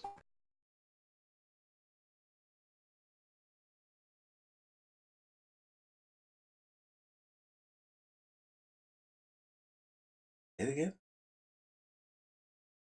He reckons that McGregor just grazed the top of, is it Pierio's head? And that's what was the killer blow. Talking about Cerrone? Yeah, that guy. McGregor won. I told you he was going to win, Sean. Yes, but it's that Right the Hand saying you didn't hit him to knock him down. That's a fan news. McGregor won. I told you he was going to run. This is all pre-written. Everyone said McGregor was going to win. No one thought that little weakling was going to beat. I thought McGregor. I also started yet. Sean didn't think so, man. Sean didn't think so yesterday. Start until 7:00. We still didn't start for another 4.5 hours. All right, well, I didn't know. That's what I mean. He's pulling shit out of his ass, talking about fights that haven't happened. Yeah, because I want to do a live stream before it starts, just talking about that card on my. Oh, okay. So so everyone knows. I was wondering. Show it right now. Hang on. Oh, Sean, please commentary on just the last two images I posted, please. Just a commentary on the last two images I posted. I'm promoting myself right now. Sorry, I didn't. This is Sean's stream, Pete. You remember that? Sean's in. You guys can look at the live link. No one's in charge of me, just by the way, but off you go, Sean. I'm in charge. Sean, that sounded like Aaron, what he said just then. What he said? Like Perry. Yeah, but Pete hasn't given you a $300 super chat to take over the stream. Yeah, I know, but I can't do that to Pete. Pete's like weird. But Aaron. Pete's like Pete. Aaron definitely has to pay. That's just the way life is for him. Alright, so this is where I'll be streaming from in probably 2 hours, 2.5 hours. UFC shit, that's my MMA channel. I guess I'll put the link in the chat. I guess. But yeah. So if you guys are wanting to talk MMA, that a little bit later on. Here you go, Sean. I just posted part of the chat that he was talking about. Yeah, I'm trying to see it. Fuck yeah, you gonna watch the fight on that hangout or what? You're gonna go until the fight's on? But if I can find one, I will, because I don't care about that channel that much. Seriously, I'll take a hit for it. I just gotta find one to stream. I'll get it up and going, and I'll jump on. I'll watch it with. What time does it even start for you guys? Doesn't it start like buttfuck early, or is that in the afternoon? No, I think it's in the afternoon. If it's in 4 hours, it's only 9:30 in the morning here, so it'll be alright. Okay. Yeah, it's weird, but it's like I feel like we're like not that far away in time, but did I forget? It's like a fucking whole day. You guys. Hey, Rig, how's your research going, man?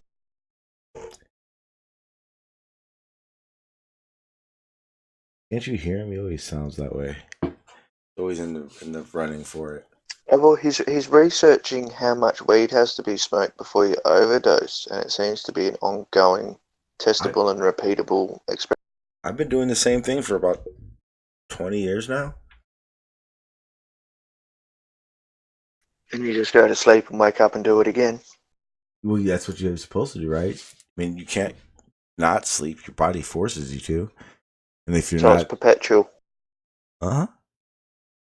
It's impossible. Can't. Yeah, but you can still research to see if it can happen. Absolutely. Because you never know, the next time could be the time. And you can't give up on your philosophy. You can't give up on your research. Oh no. Because no one can say my research isn't precise when my research becomes the most extensive of the researches. And your peer review. And most importantly, my peer review. Our peer review, mine. I have a peer review topic, Sean. We already did one. You missed it. What is yours? I'm just saying, for like in the future, I have a peer review topic. What would you like to discuss? Sure. Is it aether or ether? Doesn't even have an I in it. Yeah, but if you look at the etymology of the word in Greek, that AE symbol can either make an A sound or an I sound. But it's revised, isn't it? No. We're not sure. That's why we need peer review. We'll look in that in the future. Okay, fair. Like I said, just a peer review topic. Yeah. So we're either going to peer review ether, or where ether gonna peer review ether?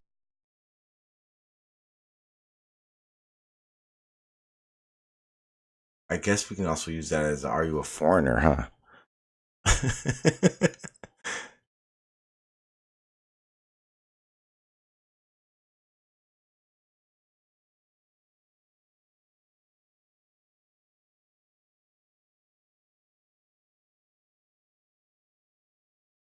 Yeah, right to hand is not very bright. He doesn't even know how a photon works. It's like, why do you think Nate Diaz left? I think it's because he won't throw a fight, or maybe it's because he got an insane 5-year loss of license, and they reduce it down to 2 years, and he's just off it, and they won't pay him. There's a difference. It's not about throwing fights. Nate Diaz, they don't throw fights. How do you throw a fight and be the bloodiest motherfuckers on the match every time you fight? I know. Apparently they fake the blood, but there's no time out to add the cuts, add the blood, and make it gush. Mickey, hit me with a razor before I go out there. Yeah, cut it open, man. Then there's no fights that are fixed, Sean. No, I don't think they're fixed in a winner. I think they're fixed to at best be able to advantage one fighting style over the other. I think that's the only fixing there is. Listen, you don't know many of the mafia stories then, and their involvement in professional rigging. That was then. This is now. There's a difference. The mafia went away. I forgot. The president now, Donald Trump, has a great relationship with Ed McMahon. Now, do you know all the stories, all the conspiracy stories attached to these groups? That was old school, dude. That's old school shit. That doesn't work that way anymore. I know. There are places in Japan that still do. Pride Ed McMahon is fucking crippled. The baton just moves on, Sean. You know what I mean? The same power, the controllers, the people who print the money, the people who have their finger in every pie, whoever you want to put at the top. Actually, it'd be interesting to think who do you put at the top, It's done by machines now. Yeah, but who do you think is at the very top, Davros? Do you think there's an international? Of course, the Queen is said to own 60% of. Actually, what's the percentage? 60% of more than that, of the world's wealth is in the hands of. I see what you're saying. I agree with Pete on this one. But the difference is okay. Trump is a puppet. The representatives of the states and blah blah blah are just puppets. Okay. Will Smith is Barack Obama. Yeah, and then Pete does that, and then the whole thing's. Oh, that's not a joke. Dean has difficulty with that, Sean. Jose had difficulty with that the other night when he was going. I said to reverse the image, turn it upside down, and then we'll have you get a closer look. Your brain sort of just kicks into because you're not used to looking at it. But he was silent when it came to the teeth, and the teeth were very similar as well. So like, there's lots of meat on that bone. I'd like to see Dean jumping in on that with all his. Do you ever get sick of your repetition? What do you do? What have you to offer, man? What have you said of interest? You've spoken about Obama 6 times in the last hour and a half. If it was true, wouldn't I be on the front page you're of obsessed with every a black newspaper man. after exposing this? I think you've got a racial hard-on for him. I just mentioned it briefly, and now this strange fucking faceless, nameless guy is coming along telling me what I can and can't say. Shut your mouth. Yeah, he has extensive research into the Barack Obama Will Smith investigation. It's him, Sean. It's him, and they want you to know it as well. Even in Fast Boys, you have Will Smith playing. I just saw a trailer for it. You have Will Smith playing a sort of a very Obama-like character. I think it's fucking in your face. They're rubbing it in your face, and they think I know. They know. Because I actually left a comment on one of Will Smith's. I know. Videos. I know a guy who says everything is monitored. Sajak Absolutely everything is monitored. Wheel of Fortune. I mean, yeah. Starkus is revealed. They know that as well. Aristarchus. Who's the dodo? Aristarchus? The dodo is a puzzle spanning centuries. Who's Aristarchus? Tell me about Aristarchus. I want to know. No. Who is he? You don't. Where did he come from? Wait. Hang on. All right, here's what it is. I'm hungry. So I'm gonna leave this table. I can keep this going and let you guys go, or I can end the stream.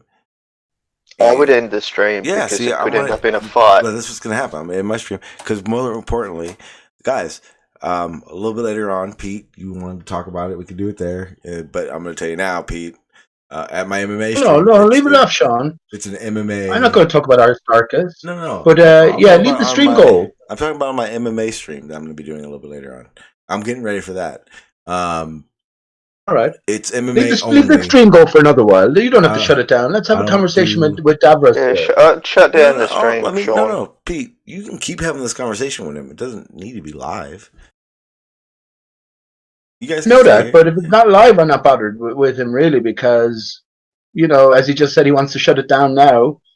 So if it's not live, then I won't be able to show him up, for the small-minded bigot that he is. There are people here for that. Trust me, I record, but everyone records. No, that's what I said. Everything is recorded. Absolutely everything is recorded. And as there is a greater game going on, well, lots of things that I've revealed are noted, and I know it. It doesn't matter though. It doesn't matter to me. I just wish it was all fucking over.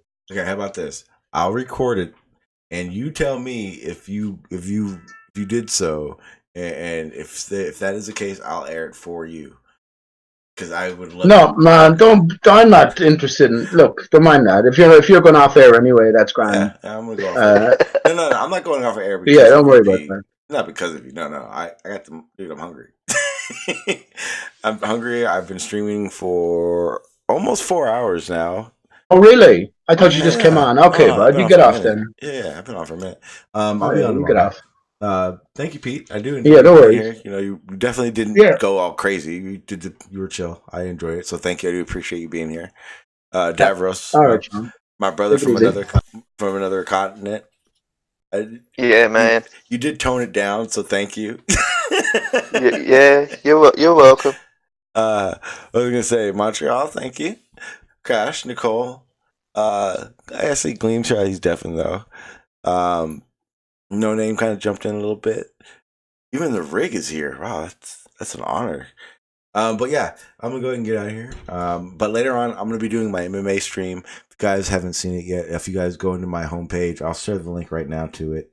I'll be streaming from there in about a couple hours, where it's again MMA only. I don't talk science, anything. It's like a bunch of meatheads talking. So just remember that. Well, actually, we could talk about the science of cauliflower ear. Oh, absolutely. And you must, if you're going to be on a panel. Here's the other thing. I have another server.